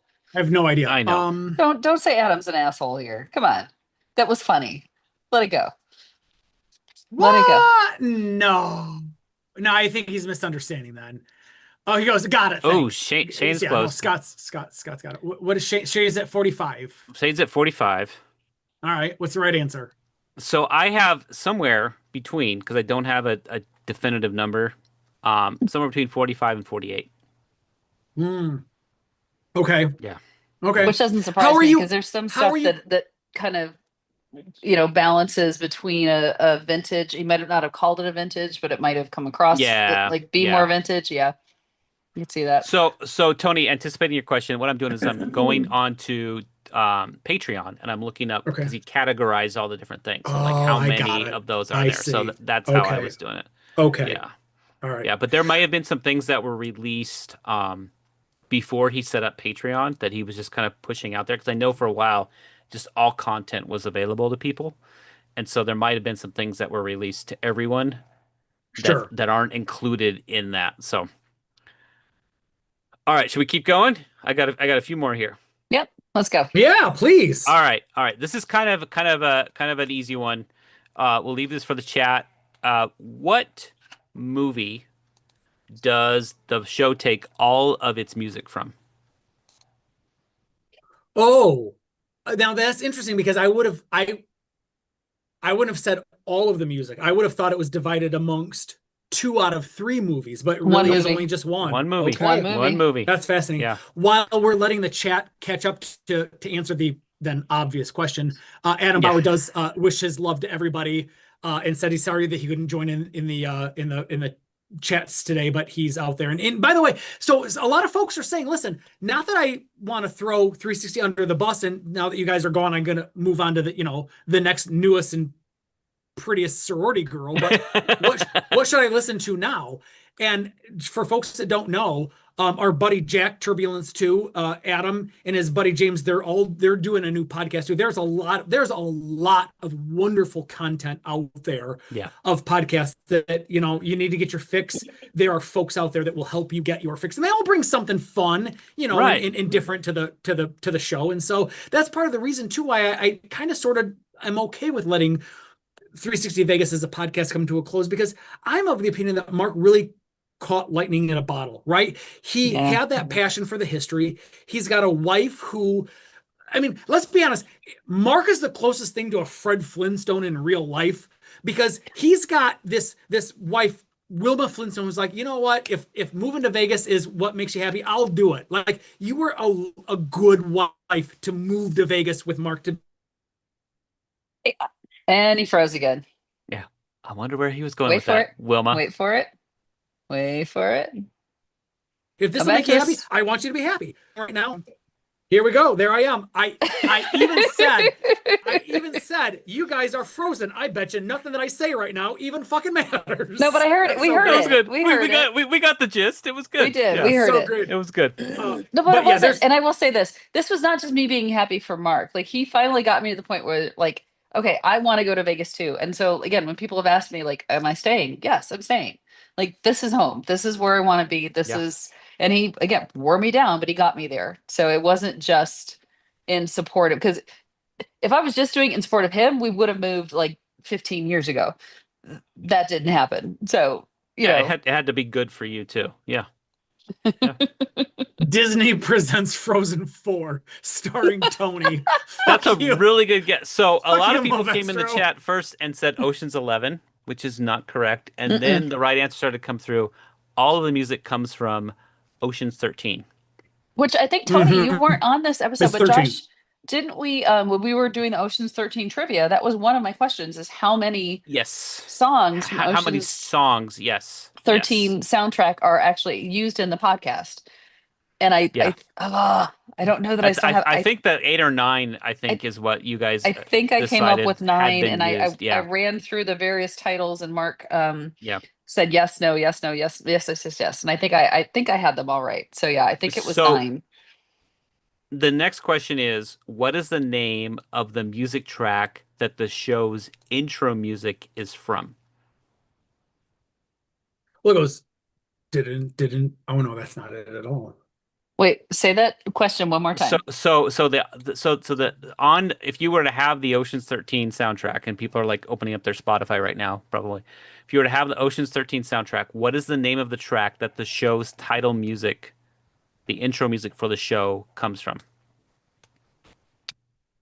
I'm trying to think if I can remember, and I can't remember it Yeah. on my own. Oh, now I can't wait to see what people are going to come in with. And you know what? I kind of love it because of the fact that the three of us have said 360 Vegas is not our thing to keep going. I think it's an appropriate track name. Wait and see if any of this hits. When Tony shares feelings, he freezes. That's right. That's right. It was though, because it was like twice that you were way deep into Yes, it, and all of a yes. sudden it was Let me like, tell nope. you how much I love Josh. That's Oh, awesome. it's track number one, isn't it? I don't know if it's track number one, but Bogan's got it. He's the first one. Not Their Fight is the name of the track. Which is track number one. Yep. Yeah, Not Their Yep. Fight. And I like if you have been a somewhat frequent listener to the podcast or a frequent listener or whatever, try to watch Ocean's 13 now and not hear. Yeah. Day Every after tomorrow, little. gentlemen, we'll be in Yeah. Las Vegas. Like, Right. Right. Well, and even all the Well, now wait bumpers, a minute. right? That So line the it comes actually from the original, doesn't it? no, well, that audio clip comes from the original Ocean's 11, but Yes, try to watch yes. Ocean's 13 Oh, and without hear hearing that all music of kick the. in, and like something's wrong here. well, and all the bumpers, like literally Yeah, everyone, because you get them, hear the clips that he pulled from all the various songs. I mean, there's Yeah. so many, yeah, so many. Yeah. Like I said, I wish I had actually, they're probably all flagged. So there's, hold on, 1, 2, 3, 4, 5, 6. Oh, I know there's more than that. Yeah. There's, it's fun to watch that movie for a lot of reasons, but when you can hear yes, even like the going into the end of the show, yes, yes. like you hear So, all of that. So we got Yeah. some so questions about yes, some yes, of the get in audio there. Get in clips, there. and I want Because to talk I'm about gonna. that. I meant to do that. So in one of the first few episodes, and I have to, so some backstory. I started listening to the first few episodes a couple years back, and then I stopped, and then obviously the last few weeks I've kind of gone through and started listening Curtis. again. But somewhere in the first several episodes, I want to say the first 15 or so, but don't quote me on that. Mark plays through the whole sequence and talks about where each clip is from. And so there's some questions about that. And there's a lot of people asking about clips that they're not familiar with. And a lot of them, Mhm. like the whole thing about let's see, where is it? The strip is the most beautiful stretch of road. Tristan's asking if that's Dr. Dave. I think it is, but I It can't is say not. It is No, it's it's not. not. not. Okay, It is so Not. Anthony it's Curtis. It's from Anthony Curtis, the guy who oh, created Las Vegas Advisor. okay. Yeah. But it's from this short video that I think is an extra on Ocean's 13 called like Las Vegas blah blah blah blah blah. I don't remember what it is.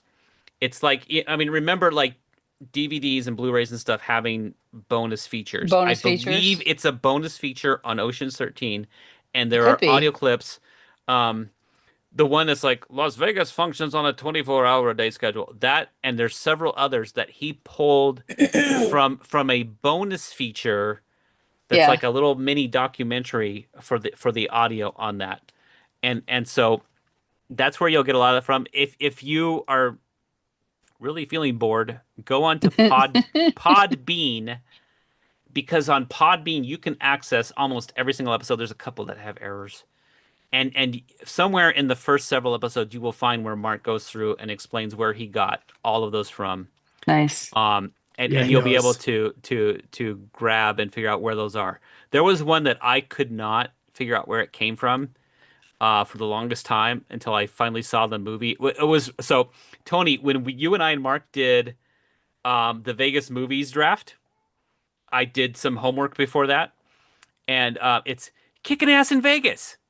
I did not know where that was from for the longest time, and that Oh, is that was from the one Five 21, right? 500. The kids that are supposed to be. No, no, no, no. They're oh, kicking ass in Vegas. Yes, yes, yes, yes. That's That's from yes. 500 it's by midnight. Or no, I it's from mean, Well, Rain no, Man. no. It's from Rain Man.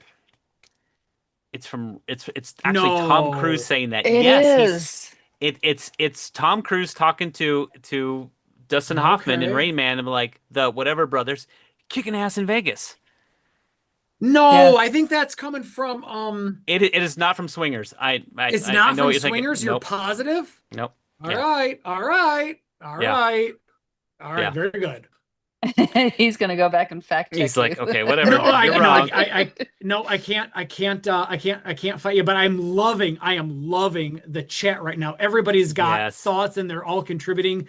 So Jason Vasquez says, yes, it is Rain Man. Yeah. Um, Also, welcome to Las Vegas.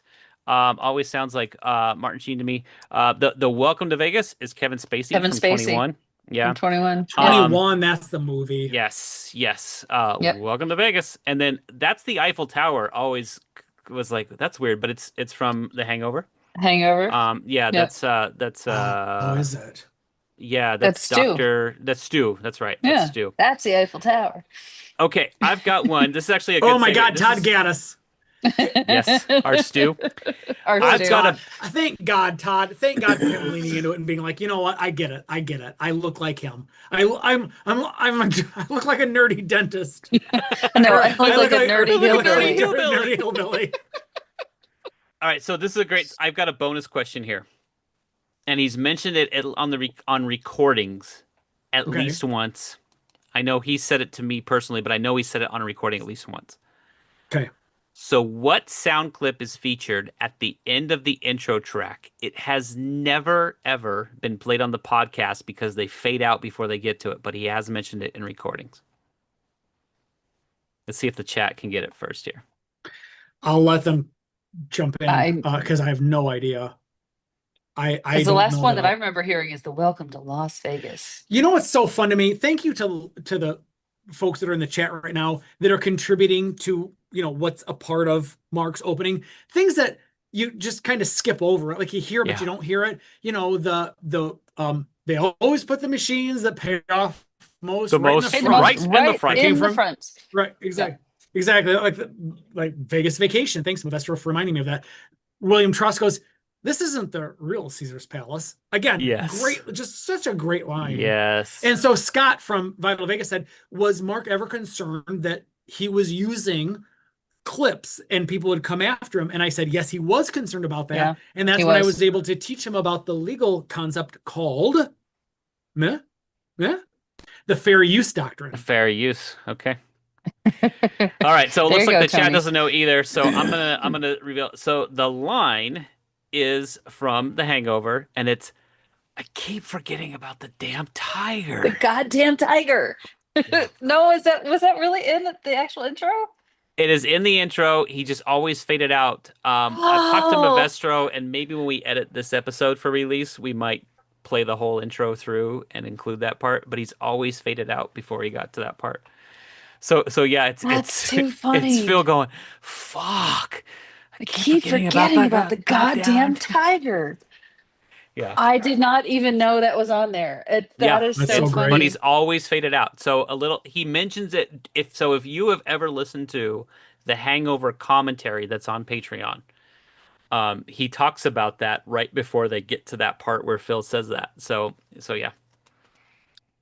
Too funny. That's great. That's great. All right, what Yeah. else you got, buddy? So that's all I've got for trivia. I one of the things I considered was what are these various clips from? And I just again in the other research that had They're to be done to covering get to it in this the point. chat, I think, in They most of it. really Yes, they are. They're are. doing a hell of a job. Yeah. So Thank you for the listeners. That's amazing. All right. So All right, I'm any gonna other? I have one more. Sorry, I do okay. have one more. Tease. So we are getting close here because we are at about 2 hours and 37 minutes in. So that Yeah. is Yep. that is a tease for the question. What is the longest episode of 360 Vegas ever released? Oh, I got to assume it's probably a trip A trip report. report, I would think. Yes, Yes. yes. Okay. Okay, so the question is which one? Or how long? What answer do you want, Josh? So we could do the long or like we could do a range. Like I'll accept Like like a how 10 long? minute range. Yeah. So if somebody can guess how Bogan long that goes, I episode assume it's was, this one. Yeah, we're getting pretty close. close. We're getting pretty close. I'd go 2 hours and 45 minutes. You are within a 10-minute range. We'll say 255. You are on the other end of the 10-minute range. I'm over. Okay. Okay. Yeah. So episode 233, Vegas Vacation 4 Trip Report Summer 2017 clocked in at 2 hours, 50 Oh, wow. minutes, and 59 seconds. Good Lord. Yeah. And we're almost Wow. there. We Yeah, we will Yeah, we probably are. beat we're it by getting the time we close. wrap this up. We're getting Um, close. Vegas I think Vacation that's cool. 4. So, That's and the so funny thing long is to ago. me is Yeah. I don't even remember what we did that Vegas vacation. Yeah. Um, Let me pop over to see if it's even up there. oh, it's I- going to be on the blog. He keeps all of that stuff up there. You just have to pick which one, but too funny. And so here's the funny thing that I'm going to share with the listeners. When we signed up to do this today, again, we didn't really have much of a script. We No. had some outline. Maybe we're going to talk about this. We're like, dude, this could be super short. We're Yeah. not going to get through Yep. anything. We And we're always at find bullshit to talk two about, don't hours we? and 40 minutes. Yeah, I All mean, right. I've got another one. It was actually one of the longer ones too. What episode did Karen and Tony first appear together? Oh, what a fun question. I don't, I I can't even begin to imagine. have some really inappropriate thoughts running through my head that I Why probably is that shouldn't so say. funny? Holy shit. Well, I mean, no, I think you're at the right spot to. Because, mine and Tony's relationship has been inappropriate for a long time. Cheers, kids. So Karen But and like, Tony first appeared together because remember, Karen had appeared on episode like 11. Tony had appeared on episode 176, but they did not appear together until episode 182. That episode's titled Resurrection, and that premiered on November 16th, 2015. So there was a wow. good like 3.5 Wow. months between when Tony first did an episode and then it was like Tony and Karen, and then Oh, it runs really consistently from that point on. Tony Karen as like the regular co-host, which to me is fascinating, right? Because we're at 538 now, Hmm. and from there's a lot of just different people coming in between episode 1 and episode Yeah. 182. And then 182, you really, at that point, we've got like almost 350 episodes of like kind of like the same three people through crazy. most of it. Yeah. And Yeah. and I do think it speaks to, again, Mark figuring out what he needed to figure out, right? Yeah. Um, I think there was, because Mark and I have a certain banter. I think Tony coming in, and I think it got phenomenally better when we started doing Zooms and videos to where, You because I could see always each felt other. bad for Tony because Mark and I are in the same room together. So I still think even those earlier episodes where it's the three of us, Tony's kind of Yeah. listening and waiting and seeing when he can jump in. And Mark and I could see each other. And so we would just go back and forth, and Tony would kind of hop in. And it wasn't until we started doing like the Zooms where we could see Tony and Tony could see us. And it changed the dynamic of how things Sure. Right. worked. And I think Tony was much Right. more included in those. And it wasn't like Mark and I were trying to exclude him in any way. It just, you're in the same room with somebody, you already have this rapport with them, and Tony did a phenomenal job of holding his own when he was literally like not in the Yeah. room. Like he's part of the conversation, but he wasn't in the room, and he Yeah. did a great job of that. And I think I loved when we finally got to the point where we could do this and see each other and Zoom through it, because I think it made a huge difference. And we had the right mix. I think Mark figured that out. Yeah. Yes, he And did. I think that it continued to get better and better, um, with all of us. And, you know, I'm not going to be remiss in saying, Josh has done an amazing job of kind of jumping in and still having that same rapport. It's funny to me, Josh, that I think I've only known you, what, 3 years, Yeah. 4 years? It's been It- 3 years since we met at Vegas Vacation yeah. 12.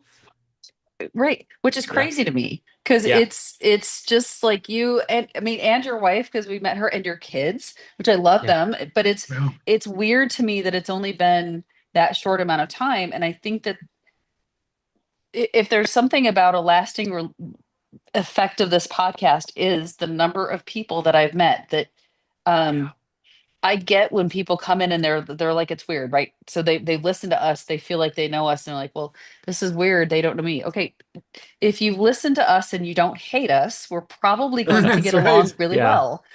And I'm very. Was it weird the first couple times we did a meetup? And I'm like, people are spending their vacation time to come out here and spend time with us just because we said we're going to be here. So Yeah, that true. was weird.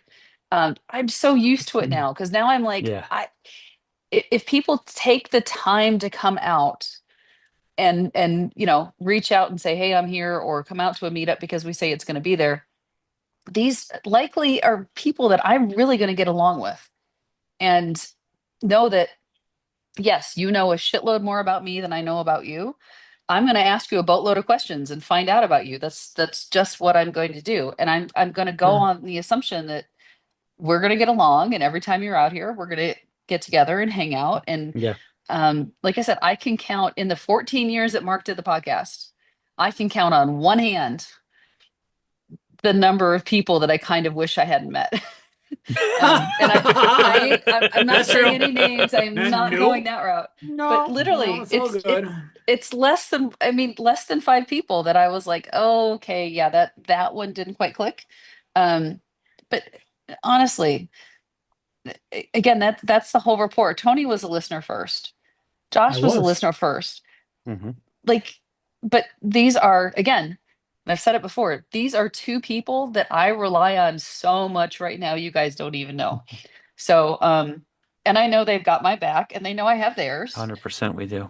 And it's amazing. And this is all because of what Mark created and started and did. And here I go again. That's right. It's Oh, okay. No, Lord. no, it's okay You're to be allowed to. sad. It's okay to be sad. Can I jump in just to throw some fun into the party? So Yes, Yes. please. I have found the 360 Vegas. So can I hate to compliment Mark because it sounds like I'm patting my own self on the back, but I don't mean it that way. I want people to know how truly open Mark always was to ideas.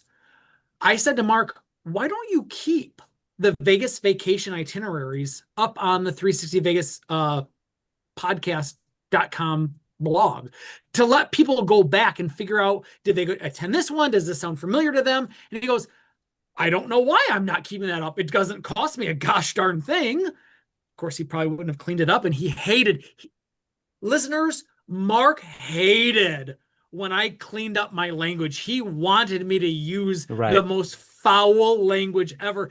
And I'm Right. not, I'm kind of that, but I'm also not Except, that. Yes, except there was except. one phrase that he hated that you love to say. Oh, um, oh, great Googly movie. No, what was that? What was it? What did he Jack hate? wagon. Go ahead, Karen, tell me. Oh, Jack Wagon. He hated me saying, so instead of saying jackass, I would say jackwagon. He was like, I just hate when you He clean it up. hated it. He But hated that whole expression. He was like, really, Jack wagon? That's what we're doing. Oh, he hated it. right. But also Mark made me feel more comfortable in Mhm. swearing, right? And so I feel a little bit more like I felt it was okay for me to say quasi four-letter words, right? But he would have been but one thing is I will you listen, you can take the boy out of Catholicism, you can't take Catholicism out of the boy. I will not take the Lord's name in vain. So I'll always say gold darn, if there's Yeah. one gold darn thing that Mark just loved, it was show me something that's valuable to add to it. And he kept the Yeah. Vegas vacation itineraries up on the board or up on the podcast blog spot. And I'm looking at it and I'm like, so we did a meet and greet at Secret Pizza at Cosmopolitan. Then we did a limo ride to Fremont where we were getting picked up at the Cosmopolitan Port Shore, and then we would group game at That Fremont was your Street. 40th The birthday, next day we did. wasn't it? Yes, it was. Good Yeah. memory. Yes, it That's why it was was. so long, So because that was the whole face licking event too, which I will never let you live down. so there was that. That That was no, that also was. the Oh, did I one lick with your face at that year? Because I Yes, you also. did. Can I tell you? I am so Shane and Kimberly have become my best friends for all the wrong reasons. I should have been punched in the goddamn face. Oh, look at me taking the Lord's name in vain.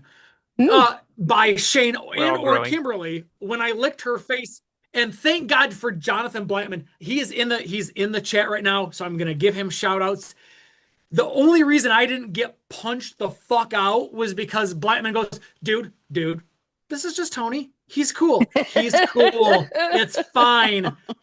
It's I just fine. remember whatever it was, we were I standing there and you came over and you licked my face. And I just looked at you like, what the fuck are you doing? And yeah, then Mitchell came to my defense and licked your face that's right. That's in my right. That's defense. And right. he was like, I took care of that for you. I'm That's like, yeah, right. I didn't need you to do that. I really didn't. That's true. It That's was just, true. My oh, life.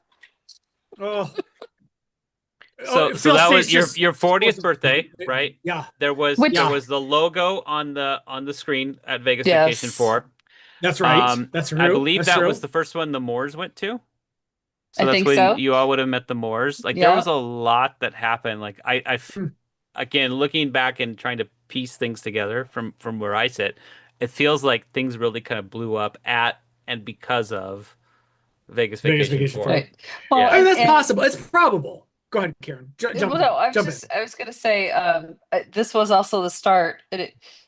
Thank you to Low and Slow, hence the morning after apology tour. That's where Tony started Yes. his now, and in Tony's defense, so going into his 40th birthday, so going into Vegas Vacation 4, he was on a juice cleanse to drop Oh, that's weight. right. And so That's he true. had That's not been true. drinking as much. That's And so true. then he forgot.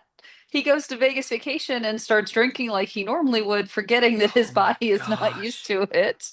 And that was where a Yay. lot of the craziness And also happened. not eating food to like absorb the Right. alcohol, right? Is that Exactly. There oh were a my lot of God. reasons behind, but I think that was Yeah. the first time, Tony, you started the apology tour, going around the next morning, kind of going, sorry Yeah. for what I did, which is just, I'm sure I was obnoxious and offensive, and I'd like to apologize. I wasn't But mad no, at it you. I was, mean, like I said, you licked my face, and I'm like, okay, still love the guy.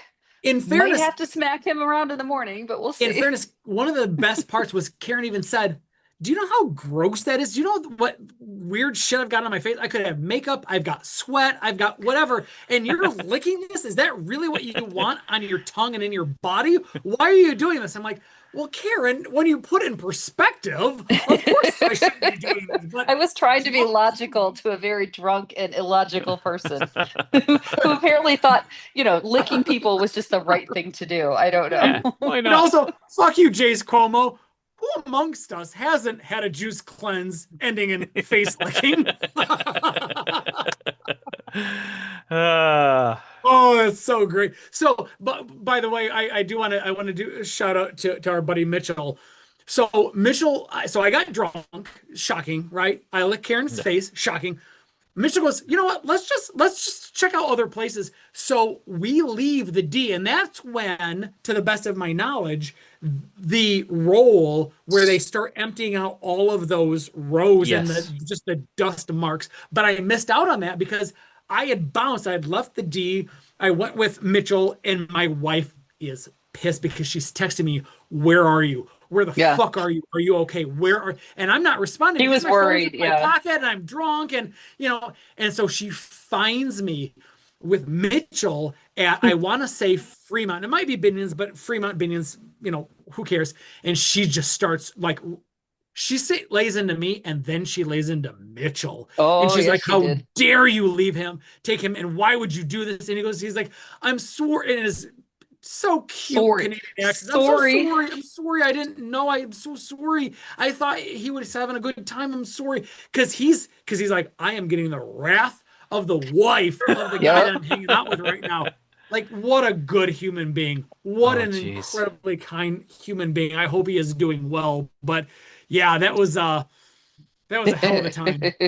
So Michael Mavestra goes, "Is this one of the many times in his lifetime that Tony had an escort of Tony to his room?" Oh, Mavestro, you have no idea how many Oh, times we people were assigned Karen walked me to my room one time. most recently. That was Yes. Vegas Vacation 14, I think. Mm. It was I recent. vaguely remember that. Yeah, I Yeah, remember. well, Like, I'm I'm gonna I'm not stay here in surprised the if you I'm don't gonna stay remember here it. in the hallway where cameras are on me and I am I seen and safe, and I'm unlock walking your door away. and I'm going to shove you Right. in, and Yeah. I'm walking away. Yeah. That's right. Yeah. It was, yeah, that was, but no, there used to be a time where it was like a trade-off. I'm like, okay, whose turn Oh, is it to babysit Tony? yep. One of my wife's most favorite memories was a Vegas vacation where Alistair was in charge of me. And he got the text message from Jen that she had arrived in town. So my wife had a work conference. So my wife actually went from Lansing to her work conference at whatever city that was in, Denver for argument's sake. And then she flew from Denver into Vegas. And so she was only in town for like 36 hours. And so my wife and I were staying at the Link, and Alistair was responsible for me the whole night until he got the text message that John was, at the Link, and Yeah. he literally walked up, pushed me to her, like put his hands on my back and said, "He's your responsibility now. Have a great trip," and got to actually enjoy his vacation. So Alistair has been a good man, but He really has. more times than not, it really was my buddy Jason Gillikin from the Vice Lounge Online. One of the best memories. This is such a fun story, and this is not even Vegas related, but I think you were there for this, Karen. It was in New Orleans with Tanya and Brian and Lacey and Jason and me and blah blah blah. And one of the best stories. So Jen also came late to that, Mhm. She that did. trip, and he said, Brian said to Jen, "So let me tell you about last night." And Jen's like, "Oh God, what did my husband do?" And he goes, "No, this is actually a really good story. This is a fun Tony story." And she's like, "Well, that's a fun start." So Not what I'm used to, apparently but I okay, was good. drunk out of my mind, shocker, in New Orleans, that I could barely You coherently showed up string a hammered. sentence together. I remember when I first saw you, you And were he said all already, of it. yeah, sorry. So Brian and Tanya said that they were walking along and they heard some karaoke, and they're like, somebody's singing Piano Man, and they go into the karaoke joint at Harrah's in New Orleans, and it's me. And the same guy who could barely string a sentence together Oh, is in the most belting out. meticulous, Of course. beautiful Of Billy course. Joel version of Piano Man. And he goes, and Brian said to Jen, "I would never in a million years have dreamt this was Tony. He was crisp, he was clean, he was hitting every note, and it was a beautiful rendition of Piano Man." But this is the same guy that 30 seconds ago could not string five words together to make a coherent sentence. And now there's this guy, Well, and Jason okay. shows up. Go So ahead, go now, ahead. now I have to tell, okay, we'll finish that because then I have to tell the bizarre meat dinner story after that. So Oh, do finish you really yours. have to tell that story, Karen? Oh, Because that's yes, I probably do. not a Yes, I okay. do. So Jason shows up, and Jason goes, "Hey guys, I just landed in New Orleans. What's going on?" And Brian goes, "Jason, Tony is a shit show." And this is my words, not Brian's. My words, not Brian's. "You've got to take him to bed." And Jason goes, "Hey Tony, great job on Piano Man. Let's go to bed now." And according to Brian, Tony's response was, "Thanks, Jason. I'm so glad you're here. I need to go to bed because I'm super drunk." But belligerent Tony had no idea what was happening up until that point. And I see that he's a part of the conversation. He goes, "Oh no, that's right." And then we learned how to play Pai Gow. So Brian is in the Which, conversation. which with that same trip, Brian doesn't have a whole awful lot to say or complain about because a couple nights later, it was Brian who was on the absinthe. Yes, he And was drinking some absinthe. oh my good Lord. So we're at a music venue. They're jazz band up playing, we're all having a good time. And his wife and I cut him off. Oh And no. told the waitress, no, no, no, no, no, there ain't no more of this coming. He was so mad at us. But then at the same time, as they're getting ready to leave, we found a trash bag. So they called an Uber in the middle of the French Quarter. Ended up being this gigantic dually pickup truck, with a front seat, back seat, um, going Yeah. through the cobblestone streets that are like this. Um, Trash bag in the back, which I'm sure the Uber driver was like, "Oh, Oh great, God. this is gonna go fun." Um, they get to the hotel, and I hope I'm telling the story right. I'm pretty sure that I am. The key card didn't work to the room. Oh So no. I believe I'm trying to remember if Tanya left him at the room or he followed her down in the elevator, but then had to go back up. And like as soon as they get in the room, the contents of the evening came out. And don't you know that motherfucker felt fantastic the next morning, despite all the absence. He was the first one up, and he's like, "All right, let's go to breakfast." And I was just like, "Dude, you kidding me?" And I think that was the night that I had to walk Mitchell back, or which Mitchell wanted to walk me back to my hotel. I don't know. It's a whole crazy thing. New Orleans is a whole nother experience with this That's gang, true. but That's true. too many stories. Too many stories. Oh, and Brian's like, Kieran, stop. No, sorry, Brian. That one was up there. Can't, no, Oh, she left me in the elevator. Okay. I figured it was something like that because she's just like, I don't want him to get sick on me. Get him up there. Yeah, it was too funny. But again, next day, right as rain. He was fantastic. Um, so wait, so what was the story? Oh, the bizarre meat. Yes, tell us about Mozart. Okay. And you've got a few stories to tell about Bizarre Meat and Tony. So go ahead. Go ahead. Go ahead. Well, no, this is just the one. So the I first know you don't mean time, any ill will. I don't.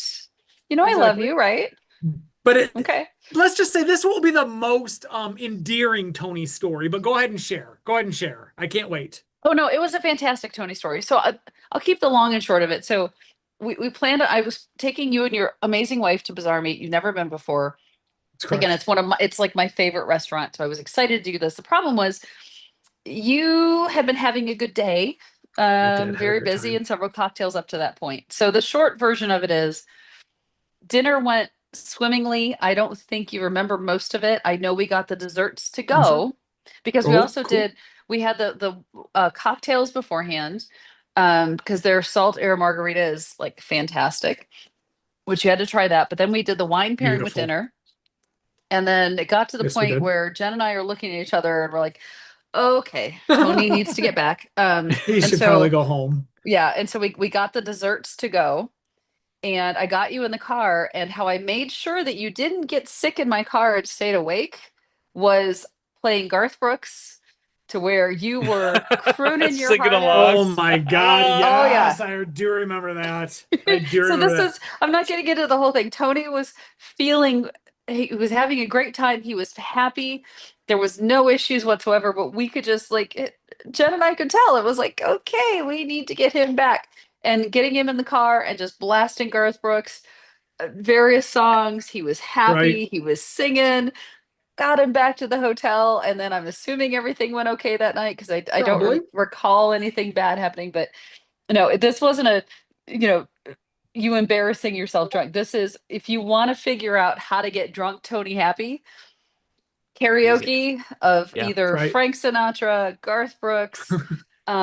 There's another one. Who's your other favorite? I can't think of right now. Rob Thomas from Matchbox 20. There you go. Yep. So just get Tony singing and he is a happy camper. If I had one, like, we're bringing this plane in for a landing, thank you, We close probably to need share with to. her folks. Yes. Yeah. It Because we're was now at the how, longest episode ever. So and we're number one. people on the chat were like, no, this has to be the longest. It is now. It's a thank you for the listeners that put up with me, because I have been a drunk fuck for a long time, and you still stuck with the podcast, and you either love that or you hated that. You thought it was endearing, you thought it was obnoxious or offensive, and for those that found it obnoxious, I apologize. For those that found endearing, thank you for tolerating me.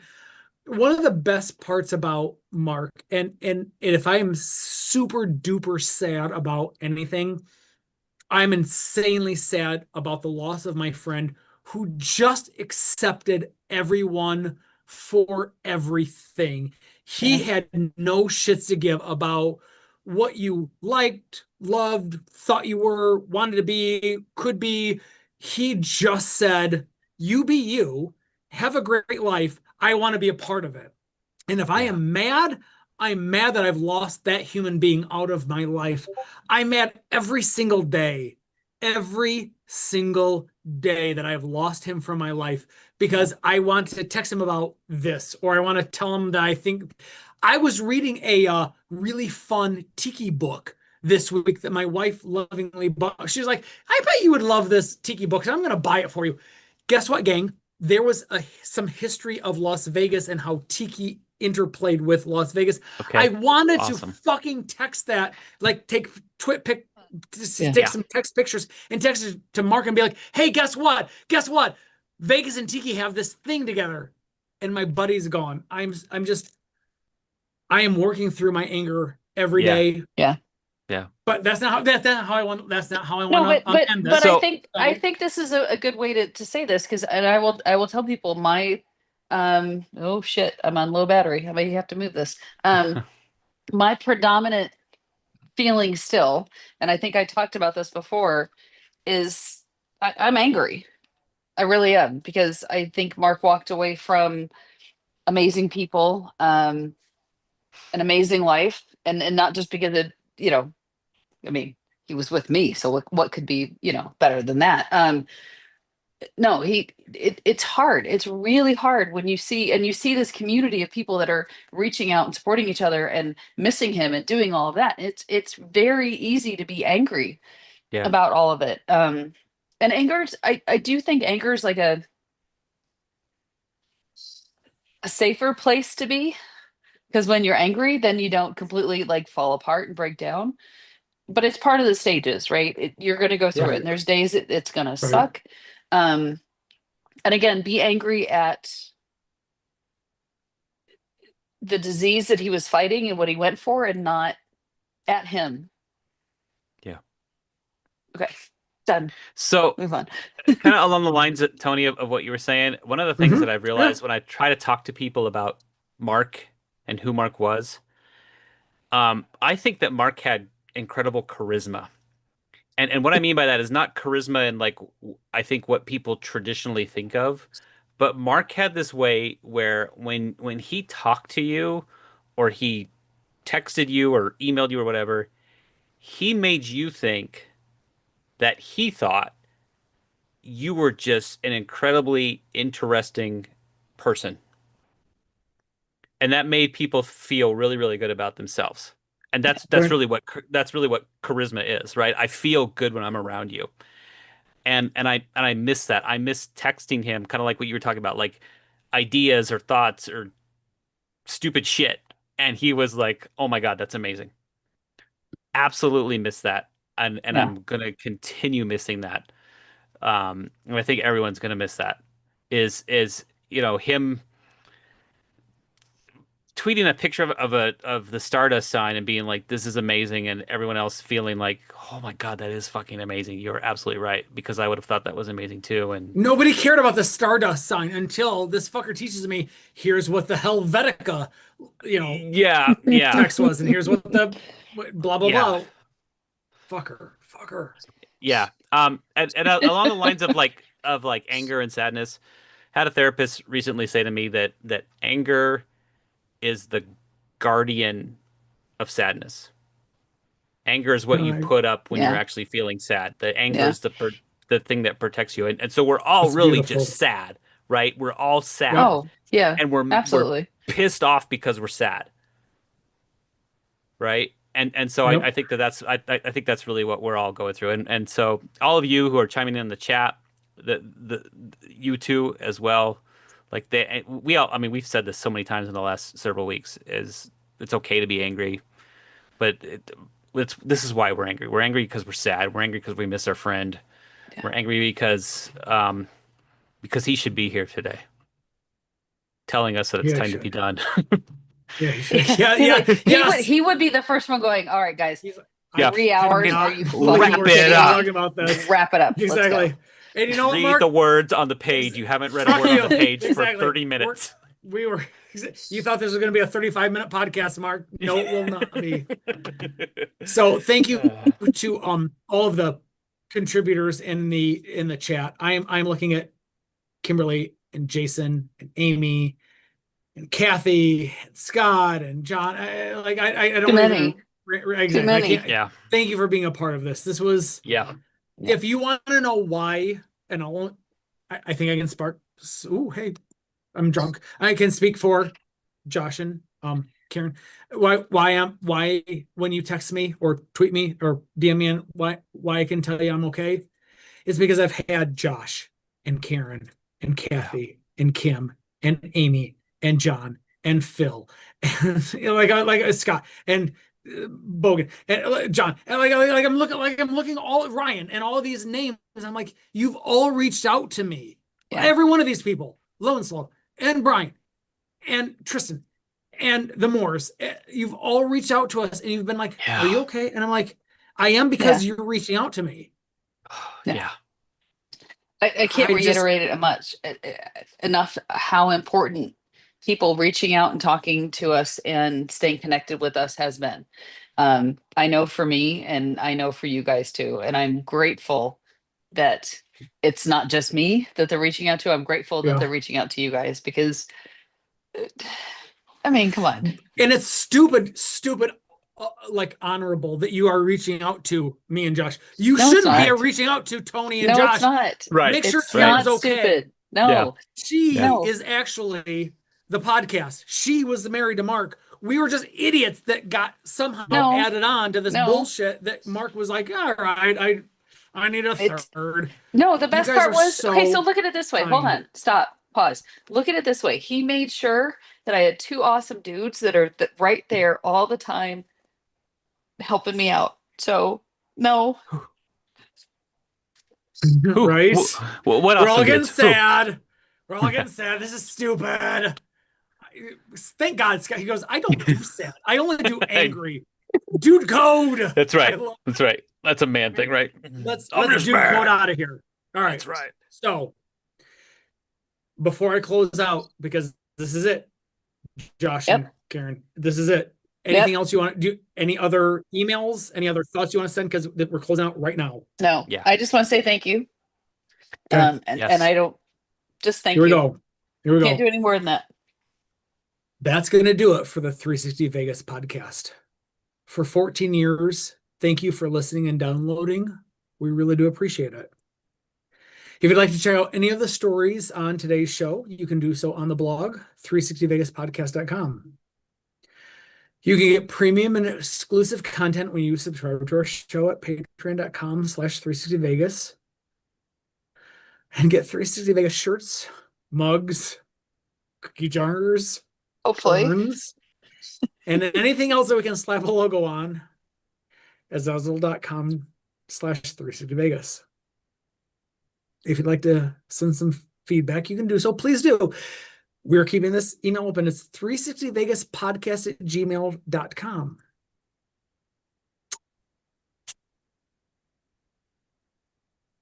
Josh, where can folks find you? I'm at 360 Vegas J-Dubs. How Tony? about you, Karen? I'm 360 Vegas Tony. I am 360 Vegas Karen at gmail.com if you need to.